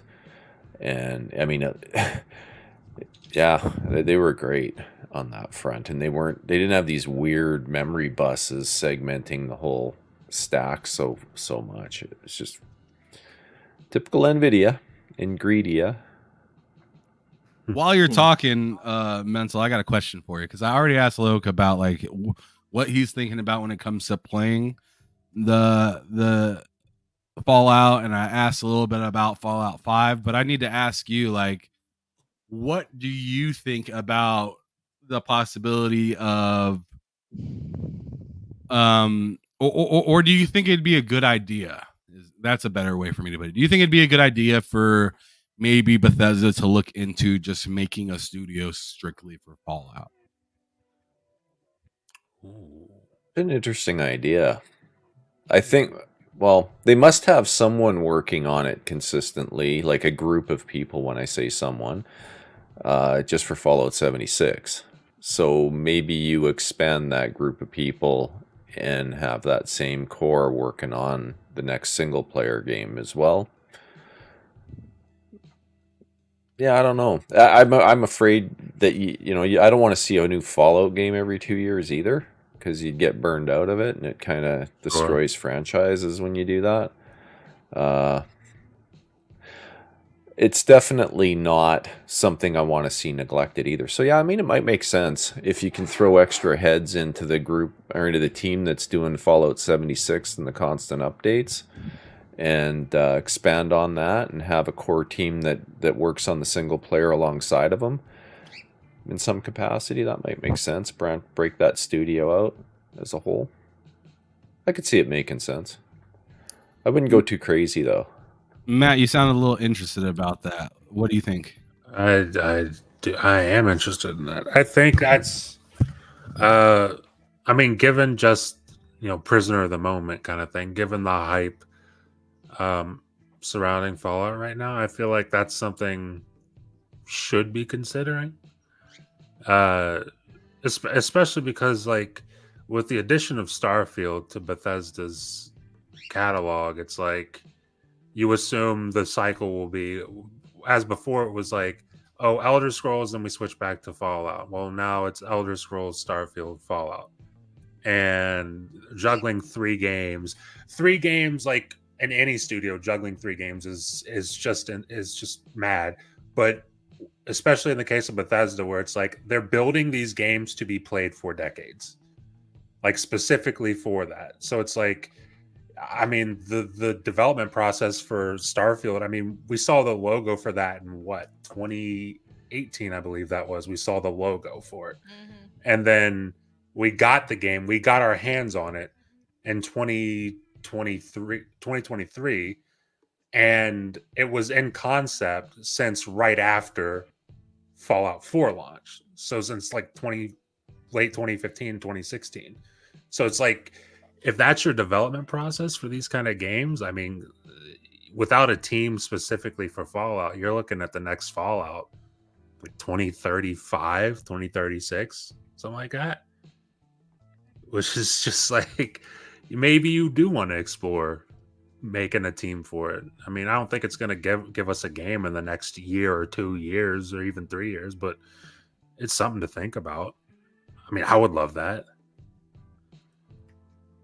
Yeah, I think like a decent release cadence is like 4 years or so between games. Maybe 5, but you don't want to leave it 10 years and crap like that. That's not cool. Yeah, I mean, thinking about when the next Fallout comes out, we're looking at like mid 2030s, and that's literally 10 years from now. We're gonna be geriatric. I mean, we're talking about I already am. Thank you. I mean, we're talking about possibly like a 5th or 6th season of Fallout, the TV show, by the time the actual Fallout 5 comes out, and that sounds insane. We'd also be talking 20 years between Fallout 4 and Fallout 5. Ooh, roughly speaking. So that's really rough.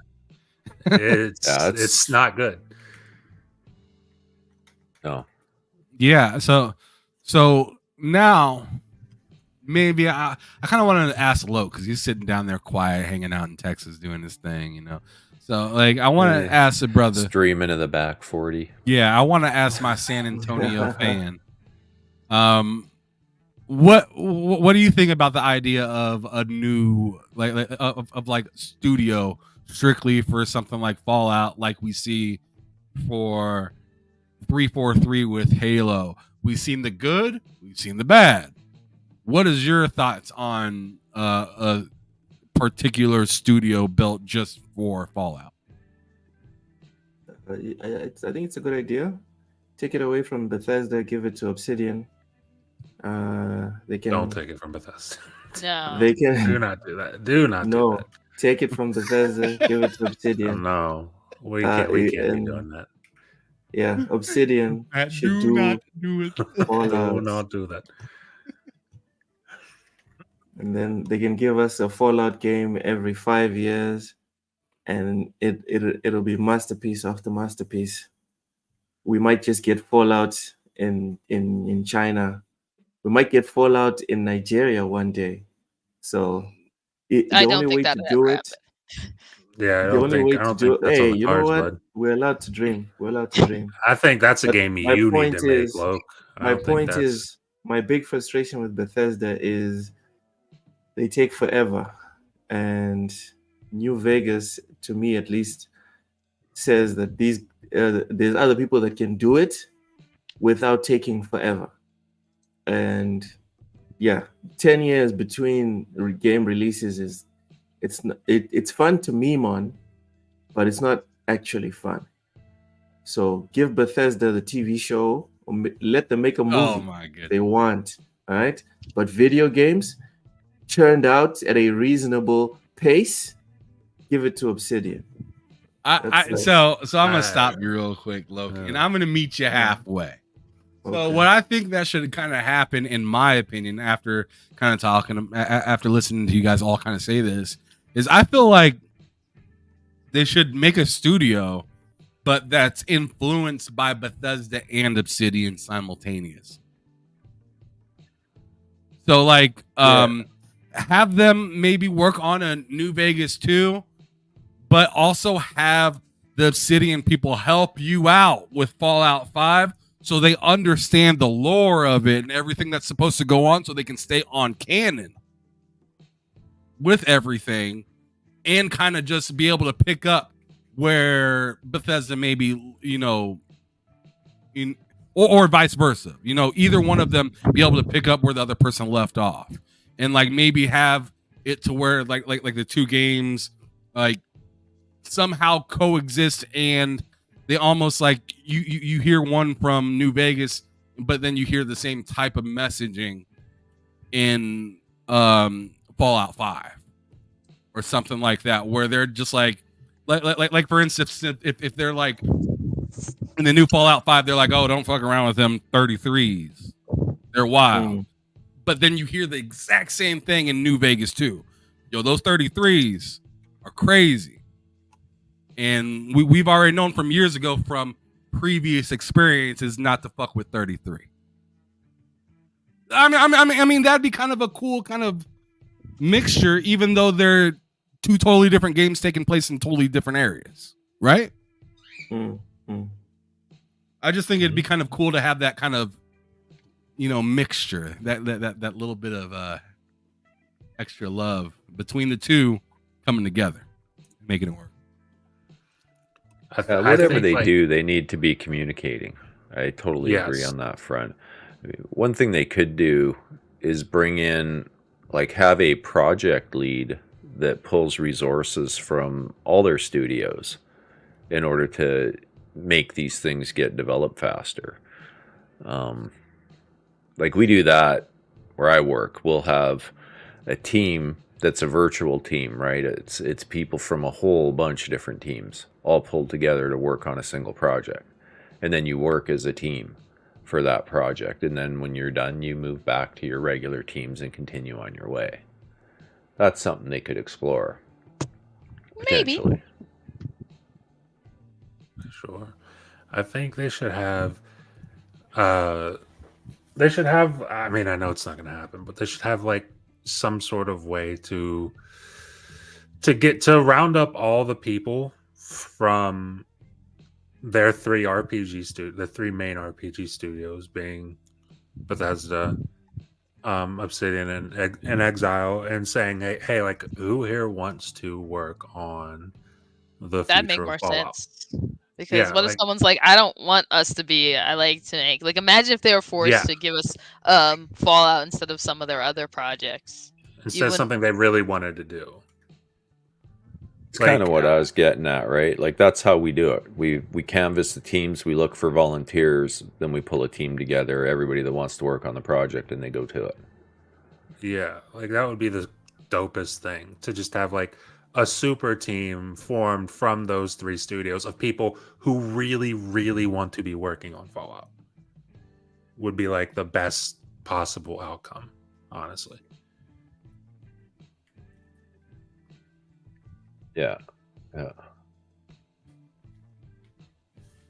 I was gonna say something, but I won't. I don't want to. What? I want to know. No. You can't say I was gonna say something, but now I'm not. Cozy, not you saying that, Cozy. Come on. The difference is I forget. I can't remember what it was. Oh, really? That's very convenient. Yeah, no, I won't. I don't need to get things started. I'll just leave it. Being wrong. All right. Well, that's all I got, Luke, for that topic. Good topic. Yeah, good topic. Luke, you're gonna have to quit looking out the back window into your vastness of land that you have there in Texas. We need you back engaged here. I wish. It's a tiny yard. Sadly, Bethesda Studio isn't a democracy. Wow. I guess we're not done with that topic. Mental, Matt, Cozy. What? Richie says something about this idea about canvassing the team, etc., and asking people if they want to be a part of the team.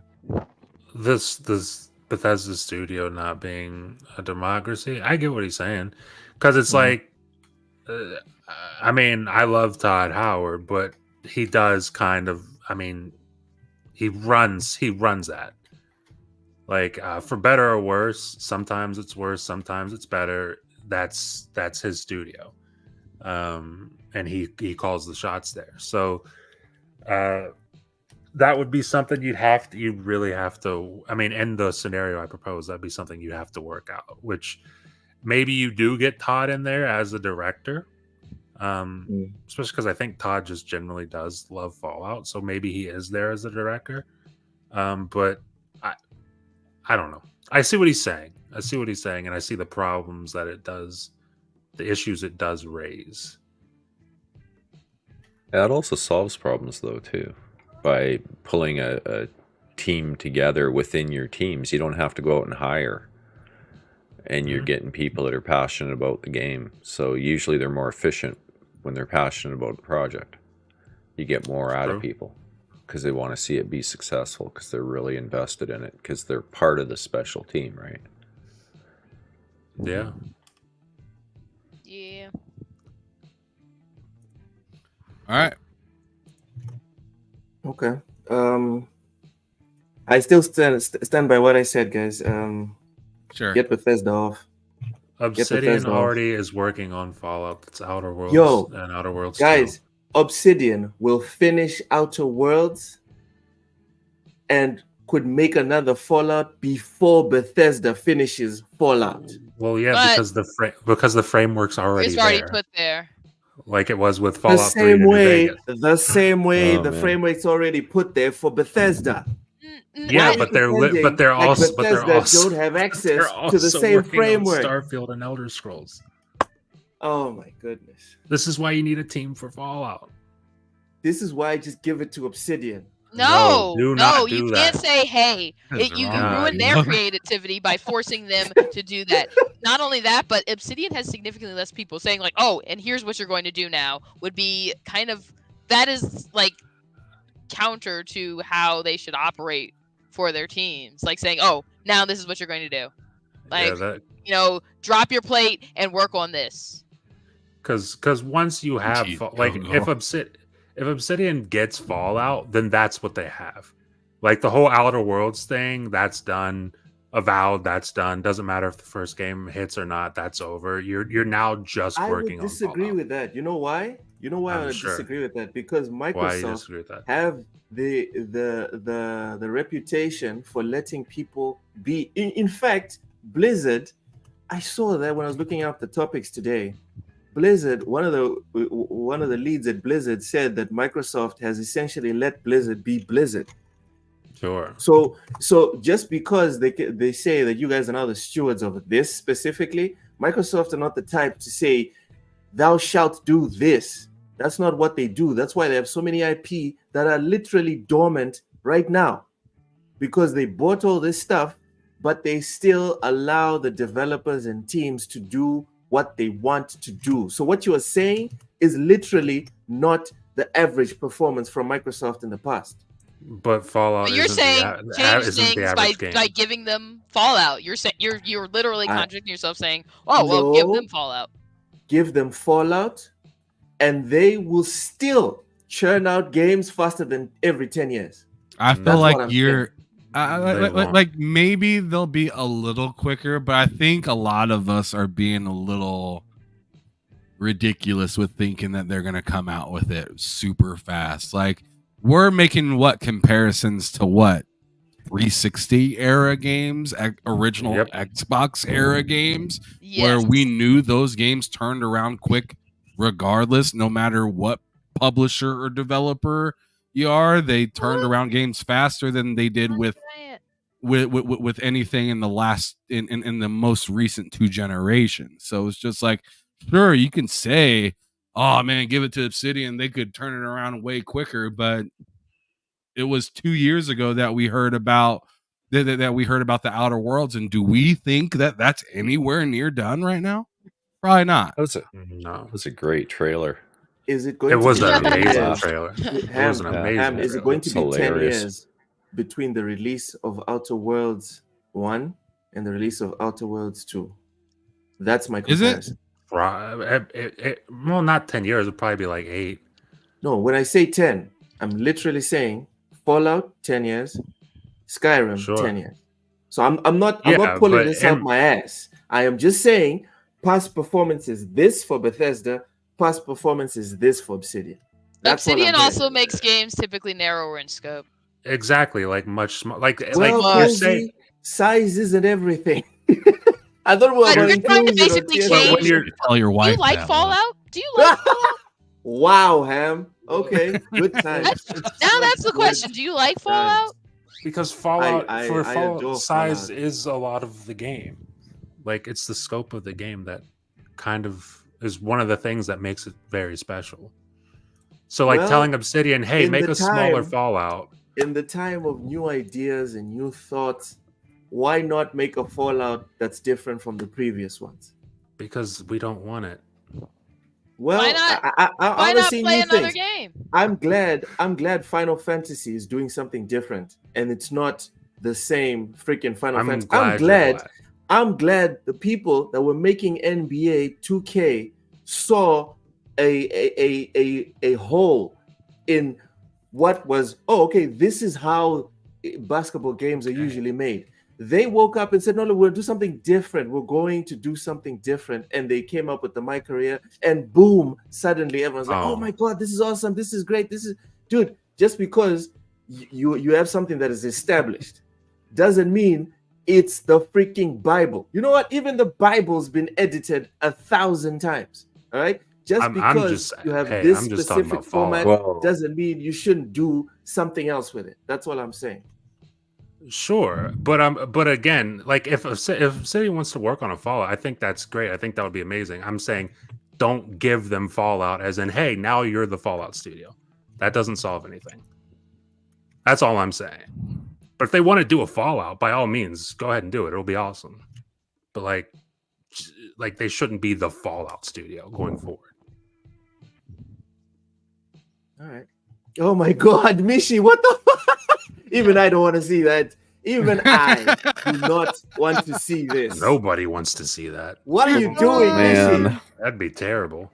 Oh my freaking Lord. season 2 of Fallout, pretty much. Oh, I got a headache suddenly. TV show. Just Wow. thinking about Makes that. Jeez. And I'm the Horrible. Kojima guy, but It wouldn't make what sense the at all. hell? And you just What? watch it and be like, a really bad. Yeah, and I don't think he'd be very good at giving people choice and then coming up with like different outcomes and being creative with it. Also- No. I don't even To think your that's point, Sapo accurate. says, and it's not selling. Great job, Square. I mean, Well, not wrong. guys, Not wrong at all. Sapo, I noticed you didn't bring up the other example of NBA 2K that I brought up. I noticed that, but it's cool. It's cool. Take the dubs where you can get them. Also, yeah, go ahead, 2K didn't really like My Career. Okay, sure, but then they turned that into just they basically turned a good idea into now, hey, it's just a money pit now, and then they turned them. I need you to focus right now. Yeah. Was it a good idea? I'm not Was talking about what a what good it turned into. I'm not talking about what it turned into. Did they or did they not take something that was already established and this is how it's done, change it, and then it was a good idea? Did that not happen? Sure, absolutely. And then they ruined it. Full stop. Full stop. You know why? No, Because not full stop. everyone- Because everyone- if you take Fallout, give it to Obsidian, and then they do a great job, and then repeatedly afterwards it's mid, that's not okay. Ham. Yeah, That's like, not that's- okay. There's no such idea that has ever been born that maintained its structure or its integrity. It's that saying from Batman: you either die a hero or you live long enough to see yourself become a villain. That Shadow of Mordor Nemesis system, it is loved, and some people even worship it. Why? Because Warner Brothers took it, great idea, implemented it, but then they locked it down so only they can use it. So now we'll never see it turn into the eventual bad thing that every idea can turn into, or that time has shown every good idea will turn into. Well, we have Well, nothing based off to of that, there's no compare such it to thing as a because good idea. 2K basketball is literally the only 2K is literally the only one that can make those type of basketball games. So you can't even compete with it to say, "Hey, this Exactly. could be a better option." Wait, what you mean they're the only ones that can make a basketball game? I mean, They're they the only ones with basically the NBA license is what I'm saying. No, they're not. EA Live can still they can still make it. yeah, but They're not but the making thing it, but they can. But they're just not making it. It's not like the Madden situation. The contract with the NBA is not like Madden. the thing Madden with that is though, 100% exclusive. NBA is not. the thing with that though is general sentiment between those two games, 2K and NBA Live, is the reason why NBA Live. It doesn't matter how good Live is, because I thought Live 19 was better than anything 2K has done in the last, I don't know, decade plus. But general sentiment is yes. But the general sentiment is that 2K is better. NBA Live is dog shit, especially after NBA Live 10. NBA Live is dog shit. So nobody's gonna get it doesn't matter if NBA Live came back and innovated something completely new and awesome. Nobody cares because the popular thing is 2K. Well, I think if they took a break, they can come back out with that kind of splash, but they really have to implement something. They can't just come back NBA Live with similar ideas as 2K. Well, yeah, they have to. The only way they can get the general population back on NBA Live, me too, is by making literally the best basketball game of all time. Full stop. You can't do anything less. And even then, it's not a guarantee because of the popularity of 2K. So 2K is they're the core of basketball right now. Exactly. There's better games, but I mean, well, actually, there's really not, because there's really only one legit basketball game right now. No, the idea is that even if you make a better game, but with the Call of Duty example, is that they are better first-person shooters. They are objectively, but 100%. You're still not COD. So, exactly. Woo! This was fun. Key point is don't give all to Obsidian. Let them work on a game if they want, but don't give to Obsidian. Let's move on to the next topic. I gotta get moving. Here shortly, but I love that conversation. I'm happy we got to talk about Fallout and all of that good stuff. That was cool. Okay, so the last topic today is PlayStation is officially bringing trophies to PC. The headline says it all. I don't think I have to read the article. Thoughts from the panel.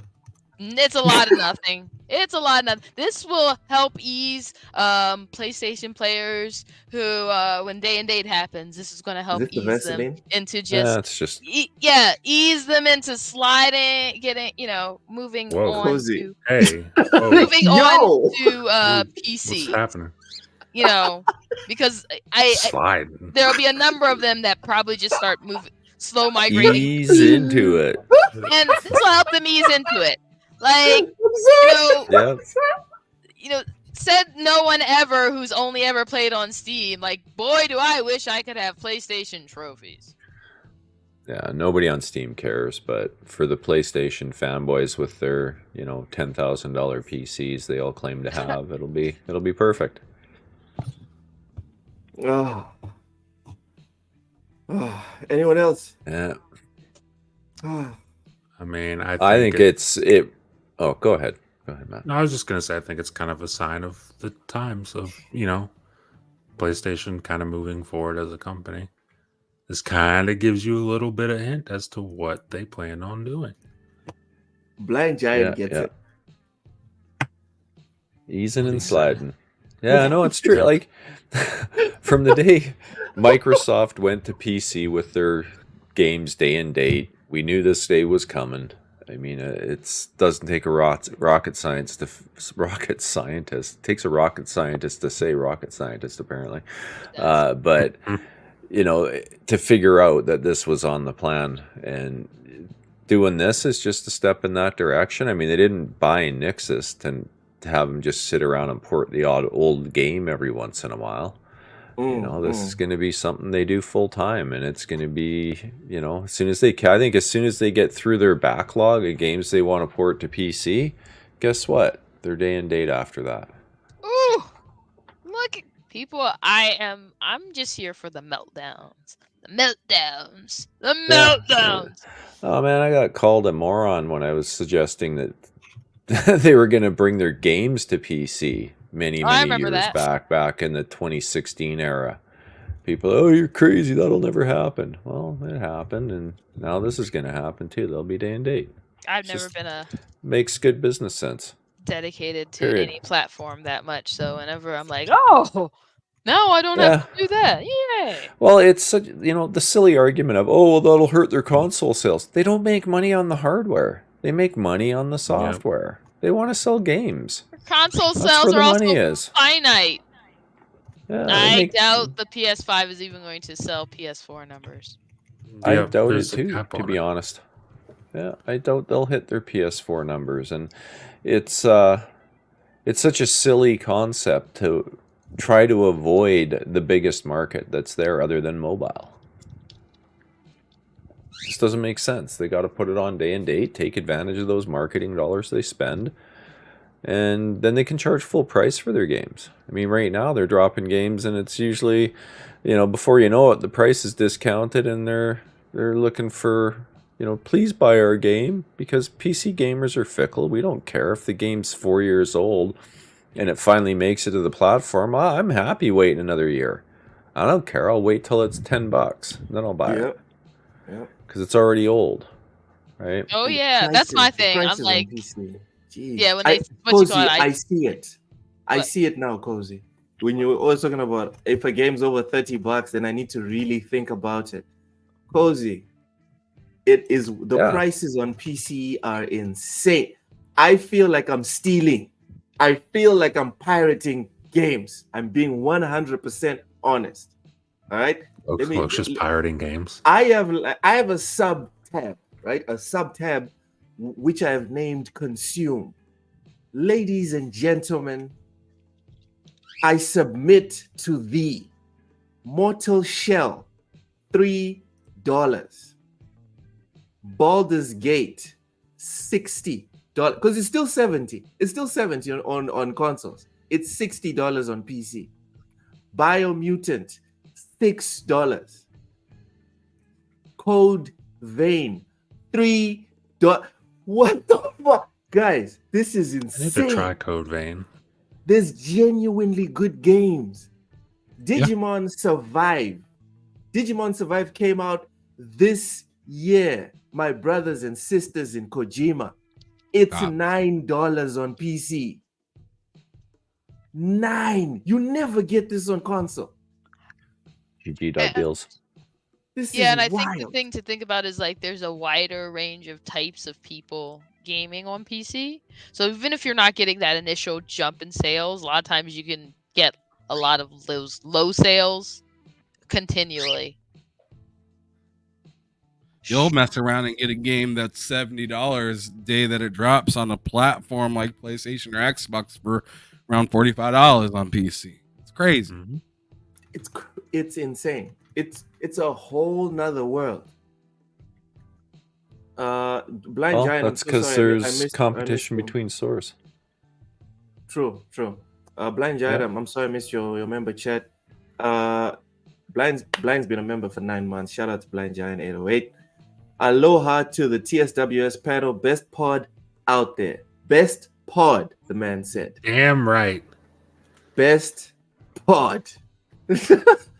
Well, Vincent says, wait till you pirate for real. You know why I can't pirate? Or why I prefer not to pirate? Hey, Wagwan Bunty, Wagwan, is viruses. Is it still not like full of viruses? Hey, you know what, Luke? Stay off them sites. Because the only time you don't get viruses being a gamer. You get viruses being an idiot. I don't understand. Exactly. You do. I've never had a virus, and I've done some very wild things. Get All you right, stuff. all right, Cozy. We don't need to know what you're doing. I was just like, I'm going to some crazy sites. Slipping and She's sliding. like, Okay, oh, wait, wild what? and sick Let me be fuck. I specific don't have then. any viruses. Sliding in there. So I'll be specific. I'll be specific. The most well-known pirate site, for example. Sure, That one, I shout think, him is out. Give him a full of shout out. viruses. Right? I'm What? saying the pirate site, the most famous pirate site that everyone is well aware of. Sure. That one has viruses, correct? Give him a shout out. Get a sponsorship. No, I won't be doing that. The point is, I'm just trying to reiterate why, for me, the idea of pirating is just no. It's a no-go for me. I'm good with that. So create yourself a virtual machine. Make I'm sure just it's saying. okay. Oh my goodness. Yeah, create a virtual machine and go to the site with a virtual machine. If it gets a No. virus, you just wipe it and start again. No big deal. I think I like go. my That's what. I like my achievos. I like my achievements. I like my no, Steam no, achievements. it'll be No. You go get what you're trying to get in a Uh-huh. virtual machine, right? So it's isolated from your a PC. self-contained box. Yeah, it's Okay. like a PC within your PC. You can Okay. get it, check it for viruses, make sure it's okay, Uh-huh. pull it over to your PC, and you're. It was virus, just golden. nuke the entire thing. Yeah, but does I it don't synchronize download with anything. Steam though? Does it synchronize with my Steam achievements? Well, yeah. Well, no. But you It's just not a got, Steam game. It's an What? isolated game, right? It's like getting a game I from like my GOG. Steam achievements. It just works. Just Yeah, works. you're my talking dog about games. emulators. So and stuff okay, like that. so then try it before you buy it. Get the game, see if you like it. It's like an endless demo. And then when you're like, I really like this game. It's really good. Go buy it on Steam. Oh yeah, Gogo. I know exactly who you're talking about. I ruined like a PC just with this specific one. So no, and I won't even put it on. I'll put it on screen. what? Yeah. Like I don't download from anything, like unless it's in a virtual machine. Like I got a full-time virtual machine running on my server, and it's there for one reason. Mm-hmm. If I have Okay. any doubts about if a site's sketchy or not, I take a snapshot of the virtual machine and then I go to the site. If it's bad, I roll back. Yeah, I had to be extra careful because I wasn't careful for a long time, and I never got a virus. And then I was like, you know what? I should be more careful because I would be cleaning, fixing people's computers who did, and be like, I need to be careful. Yeah. There is nasty crap out there. That's for sure. Speaking of nasty crap, Matt, what are your thoughts on PlayStation Kojima. officially bringing trophies to PC? You're saying that's nasty? Oh, come on, man. That's racist. I don't like that. Wow. It's I like racist, that. Matt. It's I racist. don't like that. I don't like that. Go ahead. Matt. What are your thoughts on the What are my trophies? thoughts? Oh yeah, I talked about this. I mean, it's an indication of the future of PlayStation. It's gives a little hint as to what their plans are for the future. All right. Ham, go ahead. I think it's funny, to be honest, because all these would nevers are getting put to rest. One by one. Oh, one by one, and yeah, it's a absolute pile of shit that they created for themselves, and saying never, this will never happen, and then and then it happens, and they're like, oh, that's not that big of a deal. You know what? It's still, these games are still gonna take a while to come over to PC, and it's just like, man, like, how many more strands can you find to like hold? It's like they're just dangling from a like I think of Neo, when like Neo fell into that building with the helicopter that crashed, and it's just like they're dangling there. They're just dangling there with the last little bit of hope and prayer that like, oh, these things ain't coming. It's not happening. Oh man, it's not gonna. No way that PlayStation's gonna be this big into PC. Like, yo, like, it's inevitable. It's making me think of Reforge Gaming and MBG, and how, oh, you know what, I think their strategy's okay, you know, release the games a couple years after, and you know that's what they're gonna stick to. No, it's not. No, it's not. No, they're playing going catch day up. and day. That's what they're doing. Yeah, exactly. Yeah, they're just, you know, Once years they get behind their backlog Microsoft. cleared, they are gonna be like, time to do it now, right Yep. now. We're gonna lose out Absolutely. on money because the fans think that we shouldn't do this. Like, Yeah. what Good company luck with said that. That's what the Xbox fanboys aren't getting. It's These delusion. companies are about money. Yeah. Yeah. No, but They're you gonna know, do you know, what makes them most. Delusional. but Ham, to your point about the company saying we're going to lose a lot of money because the fans are going to be offended. And this one, I'm calling out the Xbox fans and the PlayStation fans. If you guys were all about that business, as the Americans say, then this wouldn't be happening. I honestly believe that if Xbox fans and PlayStation fans were as rabid and as dedicated to buying their games the way the Nintendo fans are, I don't think this would be happening. This is happening because the people on these platforms are not super invested in them. Nintendo, the fans, they live and breathe that shit. Like all the exclusives sell like fucking 5 million, 6 million, 4 million, every single one of the exclusives.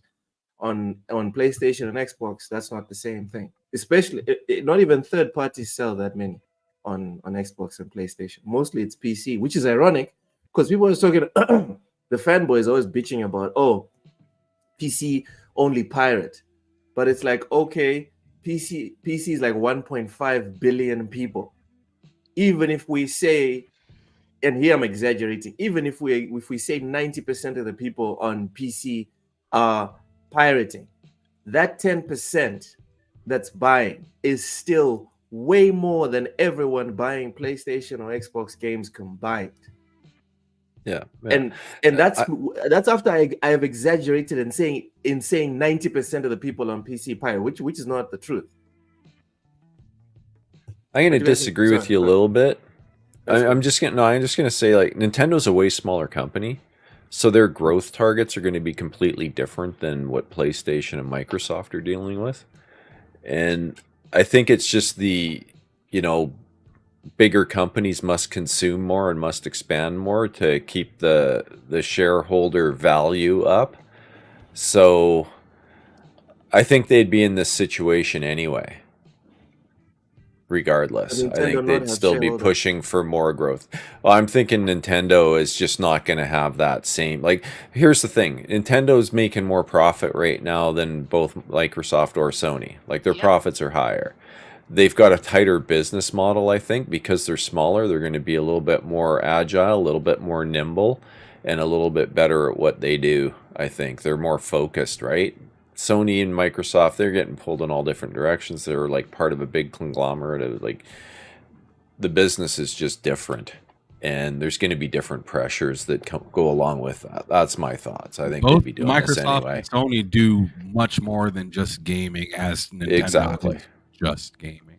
That's it. Exactly. That's really what it comes down to. Regardless of how many sales each one of these consoles got. Yeah, this would still there's be always pressure. Yeah, there's always pressure to keep growing, and they've exceeded what they can do now. Even if Microsoft had sold 50 million consoles today, they'd still be doing what they're doing. It wouldn't matter, is what I'm saying, because there's different pressures involved when you get into a larger company that's multifaceted like they are. Constant growth. Yeah. Yeah, if you're not growing, you're dying. Well, they're growing, but not in the same way. Like, they're singularly focused, right? So they're very streamlined in comparison. It's quite possible that they're just happy with where their profits are right now. But I think there's going to come a day when you're going to see Nintendo on PC too. It's just going to happen. Yeah, it's inevitable. Oof. Yeah, it's inevitable. They could push it another 40 years. Sure. Yeah, but they're going to eventually. I'm being very extreme when I say 40 years. Yeah, I think it'll probably be within like 5 to 10 years. Yeah. They'll be on PC. 5 to 10 years they'll be on PC officially. You got to go where the players are at some point. I honestly, you know how they suddenly decided to go after, I forget what the emulator was called. They now own that IP. Yuzu. Yeah. They now own that IP, right? It's theirs. Guarantee you, they got that because of they're going to push to PC, and that's going to be their engine for it. That's my thoughts. And then they kind of wiped out the pirate competition by taking that engine away. Yeah, I can only imagine Nintendo. They're like, you know what? I mean, we got to build this thing. But at the same time, you guys are kind of geniuses. Like, I mean, I fucking hate you, but we kind of need this. This is why it blows my mind. Yeah. It's why it still blows my mind that there's no emulation for PS3 on the PS5. Like, what the hell is Sony doing? Crazy. It's absolutely insane. No one cares about backwards compatibility. Apparently no one not. plays old games. I Xbox forgot. I Xbox forgot. Apparently not. Yeah, you don't care about it. You don't care about it so much that you that you have servers that you're paying for people to play it streamed. You don't care about it. No, you care about it. You just don't know how to implement it properly to your new to your new systems because you fucked up generations behind and made shit harder to backwards to make backwards compatible for. It's that cell. But yet, you can find it on PC. Can find all kinds of emulators. You'd think they'd just go download one and reverse engineer it and make it work on PS5. Like that's all they'd have to do. But nope. They'd sooner rent them to you via streaming. It's kind of bizarre. Which is nuts. Less work and it keeps people on their stream thing, which keeps them getting money for people constantly, having to be on it. Like the more people that you get to get on the servers and stuff like that, more it pays for itself. Supple. Oh, man. It's wild. I would have thought that, like, I know Sony probably doesn't love the whole RPCS3 thing, but like, it's confusing why you wouldn't just be like, hey, we see what you guys are doing. We don't love it, but it's it could be very, very useful to us. Like maybe you want to throw some money at them and say, hey, could you figure this out for us? Could you please figure it out for us? And we'll cut you a check. But apparently they have no they just seemingly have no interest in the PS3 generation, which is nuts. Because to me, I know a lot of people. That's my best. For most people it's the PS2, but for me it's the PS3 is the strongest generation. Such a great variety. I'm all a PS1 games. guy. PS1 was great too. I mean, yeah, I'm not. There are only a handful of games I like from PS1 and PS2, but heck of a lot from PS3 that I absolutely. PS3 was so good. It's nuts that were they all underrated. though? That's for sure. The ones underrated. So it was my primary platform, but most of the games I played on PS3 were exclusive. Yeah, there were a lot of exclusive. No, I was gonna say there's for me it was the Uncharted series, Killzone series, Resistance series, stuff like Infamous, which I didn't play. I didn't play Infamous back then, but I started playing it because I got a PS3 now, and I started playing it.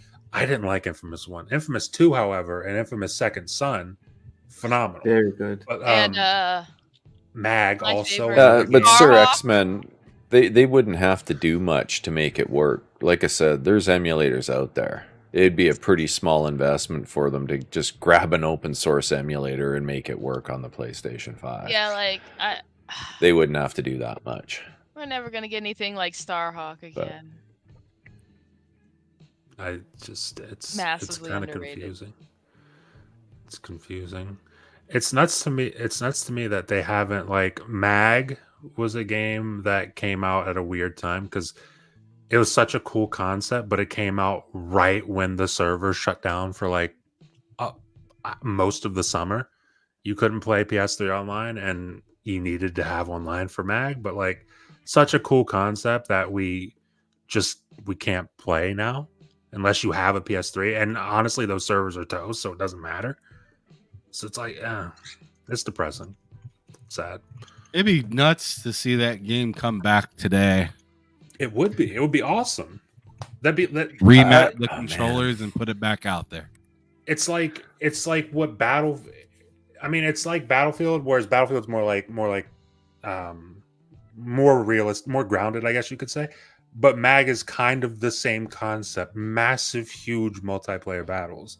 Seems like such an awesome thing to do, but for some reason we haven't seen that series ever again. It's just gone. Yep. Yeah.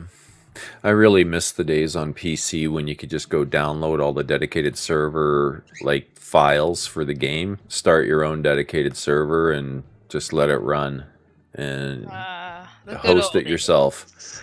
Yeah. Now it's all these guys just shutting things down. Yeah, no, we're done. And that's what makes it bad. I wouldn't mind if they wouldn't shut them down and you were at their. And there's so much work to even get up a private server. Well, you know what? They could just. Maybe I'm oversimplifying. Well, I know I'm oversimplifying, But you know they could rewrite the code a bit and release it as a public system that people could bring up on their own. Like, that would be doable. Because, I mean, it's just code running on a server. All they'd have to do is probably decouple all their master server nonsense that keeps track of what game servers are where and release some kind of P2P version of it. So any dedicated server that's out and running would find other dedicated servers that are running the same thing, and they'd communicate and give server lists out to the game. I mean, it could be doable. And then communities could keep the thing alive. As long as people want to play it, right? Like, think about when Xbox Live, the original, shut down. People kept it up for a long time by just not shutting off their Xboxes. Yeah. Look at what they're doing with Halo 2. Look at Insignia. Mm-hmm. Yeah, I mean, there's things that can be done. And that's why I'm really kind of just done with investing in any kind of, like, live service game where, I don't know. It just bugs me to know they're just going to shut it off one day. It just kind of, I know there's things they could do, like I just described, right? Like open it up, make it open source. Guaranteed, there'd be people out there that would fix all these issues for them. Just release the code, and community would pick it up, and you'd have servers up and running again in no time, and it'd all just work. Yep. It's crazy, but they could do it, but they just don't want to. And Like, worse, when people actually do put in the time to do that, they shut them down. Yeah. How dare you? How dare you touch my code? On my camera. Anyway. You don't know how to use a camera? Something's Texas off education. with my camera. Oh, okay. That Texas technology. Thought maybe the horse It's got not out of the Texas. barn or something. You had to run out and get it. Put it back. Okay. All right. Well, we've reached the cringe homemade section. camera. We've reached the cringe section of the show. Let's $1.99 it's cameras.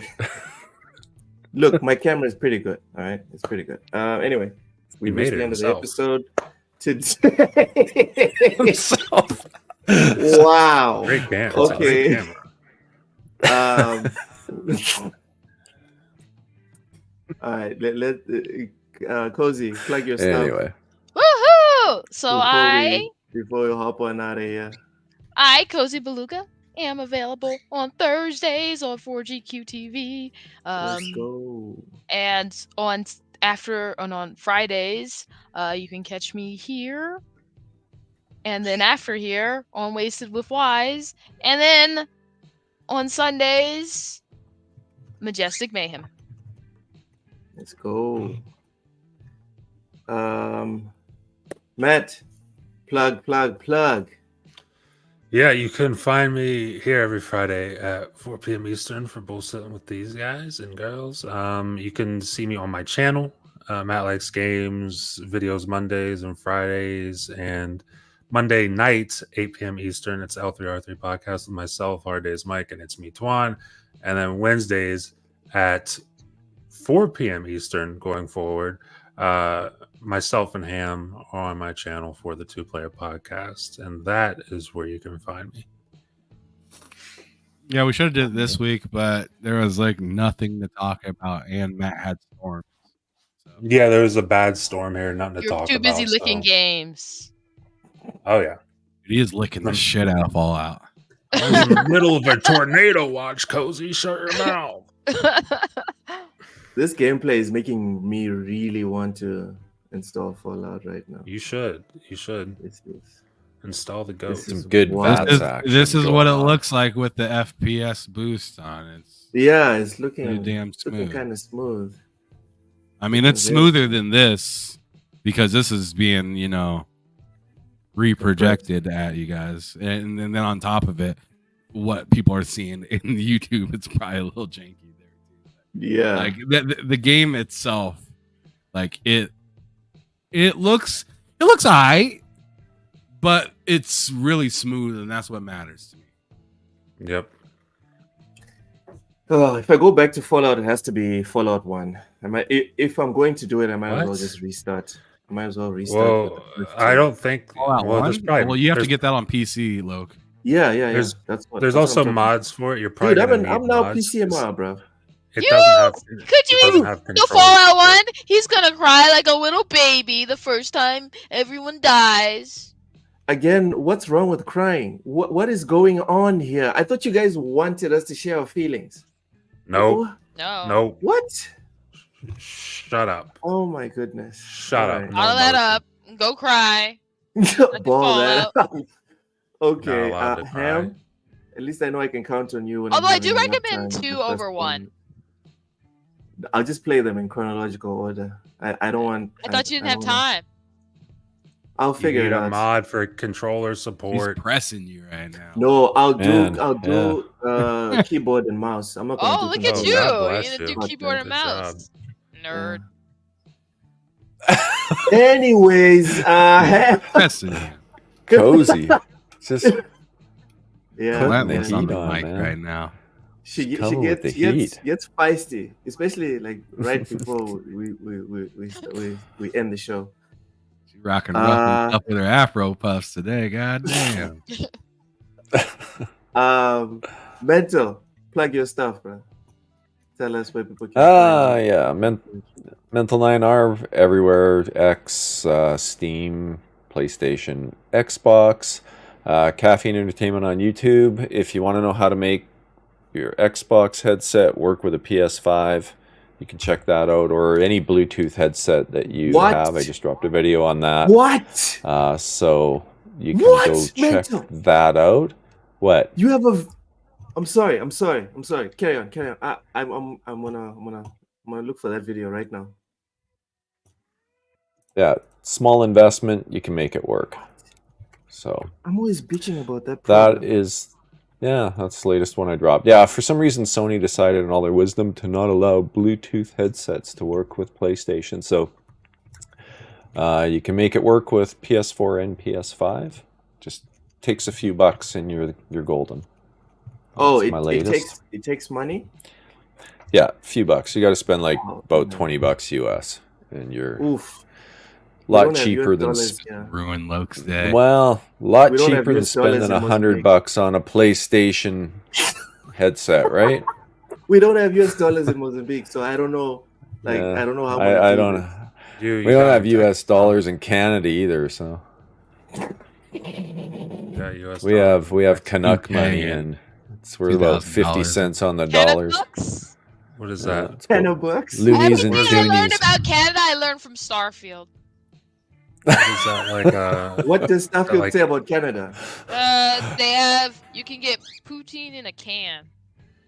Poutine in a Poutine. can. Okay, that's not something the I've ever Canuck seen, brand? but poutine's pretty magical if you've never had it. You guys, There used to be a poutine food truck. So good. And then they just disappeared. And I was like, not enough people buying poutine from the food truck. yeah, it's pretty good stuff. Okay. Yeah. All right. Ham. Plug before we go. Dusty loves poutine as well. I don't even know what poutine is. Yeah, I don't know. Isn't it fries and gravy? You don't know it's fries and gravy with cheese too. Trees. Gotcha. Yeah. So And it's Loke, like- Ooh, this looks so delicious. $20 in the state of Texas is like 3,000 caps. Yeah, Get the that's fuck outta here. Yeah. that's like $80 Texan. Why are we going with Texas specifically? Jeez. But Well, I don't know anyways, why are we doing that? But anyways, yeah. As for the things that I gotta plug, I got Lord Sav from ILP coming on this Saturday for Behind Hey. Them Six. Usually do Behind Them Six on Thursday, Uh-oh. but I had a special request from him in particular because he's a hardworking brother during the week, so I had to make that special recommendation for him. But other than that, like the following week, I got What Chips time? and Sticks coming through.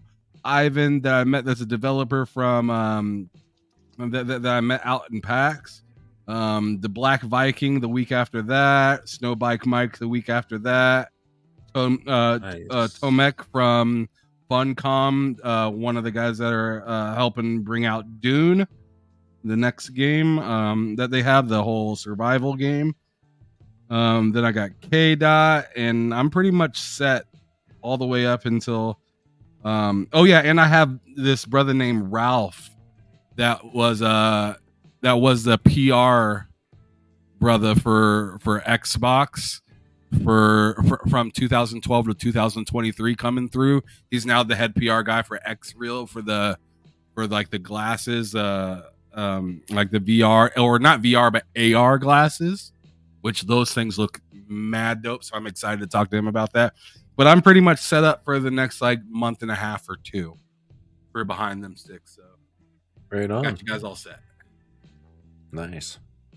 All right, nice. What time is the interview tomorrow? Tomorrow the interview is going to be 2:00 Eastern, so 1:00 for you, Loke, Central Time, Texas. Bite me. Just like me, brother. I mean, hey, bro, I'm Central Time too. Why you hating? 2 p.m. EST, right? What time is that? It's 1 p.m. Loke. That's 1 o'clock. Whatever. It is 9 p.m. 9 p.m. 6. It's Wait, literally 6 an a.m. hour If it's- before if this it's- show. All right. No, it's If it's 2 at hours 1 before o'clock this show. Eastern. Yeah, if it's at 1 Right, so o'clock, it's you said 8 1 p.m. o'clock Eastern, right? Or 1 o'clock Central. Okay, so yeah, it's 2 hours. Yeah, it's 8 p.m. Central American Time. Yeah. All right, so it's okay. So Cat. it's 8 p.m. Central African time. All right. CAT Roger stands that. for Central American Time. Loke is just. Uh-huh. Yeah. Okay. All right. All right. Anyone have Go anything ahead else and to plug say us up out of here, though, brother. before I do Texas the time. Texas All time. right then. Our weekly schedule is as follows. Sundays is for the gaming log at 2100 hours Central African time. Mondays is for we have the crossover on TSWS at 2:30 Eastern Central Time, where Ham Solo and Kemega discuss Xbox related stuff and more. How wrong. Tuesdays, me and Ham duke it out on a quickfire discussion centering on video game news on the lowdown at 5 p.m. Eastern.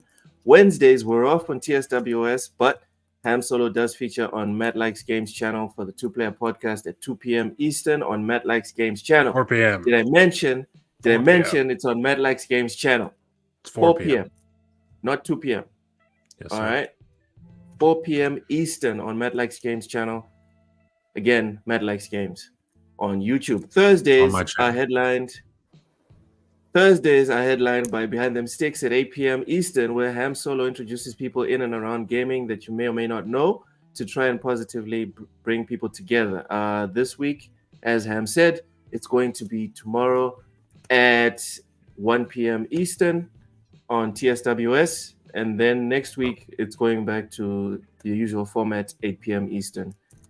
That's Behind Them Sticks on TSWS Gaming. Fridays is the big hangout we've coined as BullSittin, featuring Cozy Beluga, Matt Likes Games,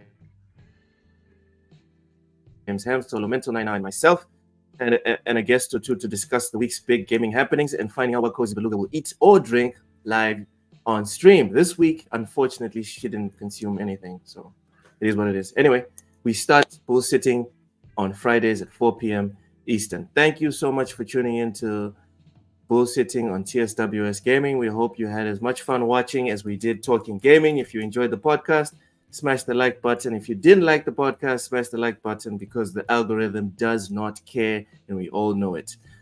Share this pod with your friends and enemies, because views are views regardless of intention.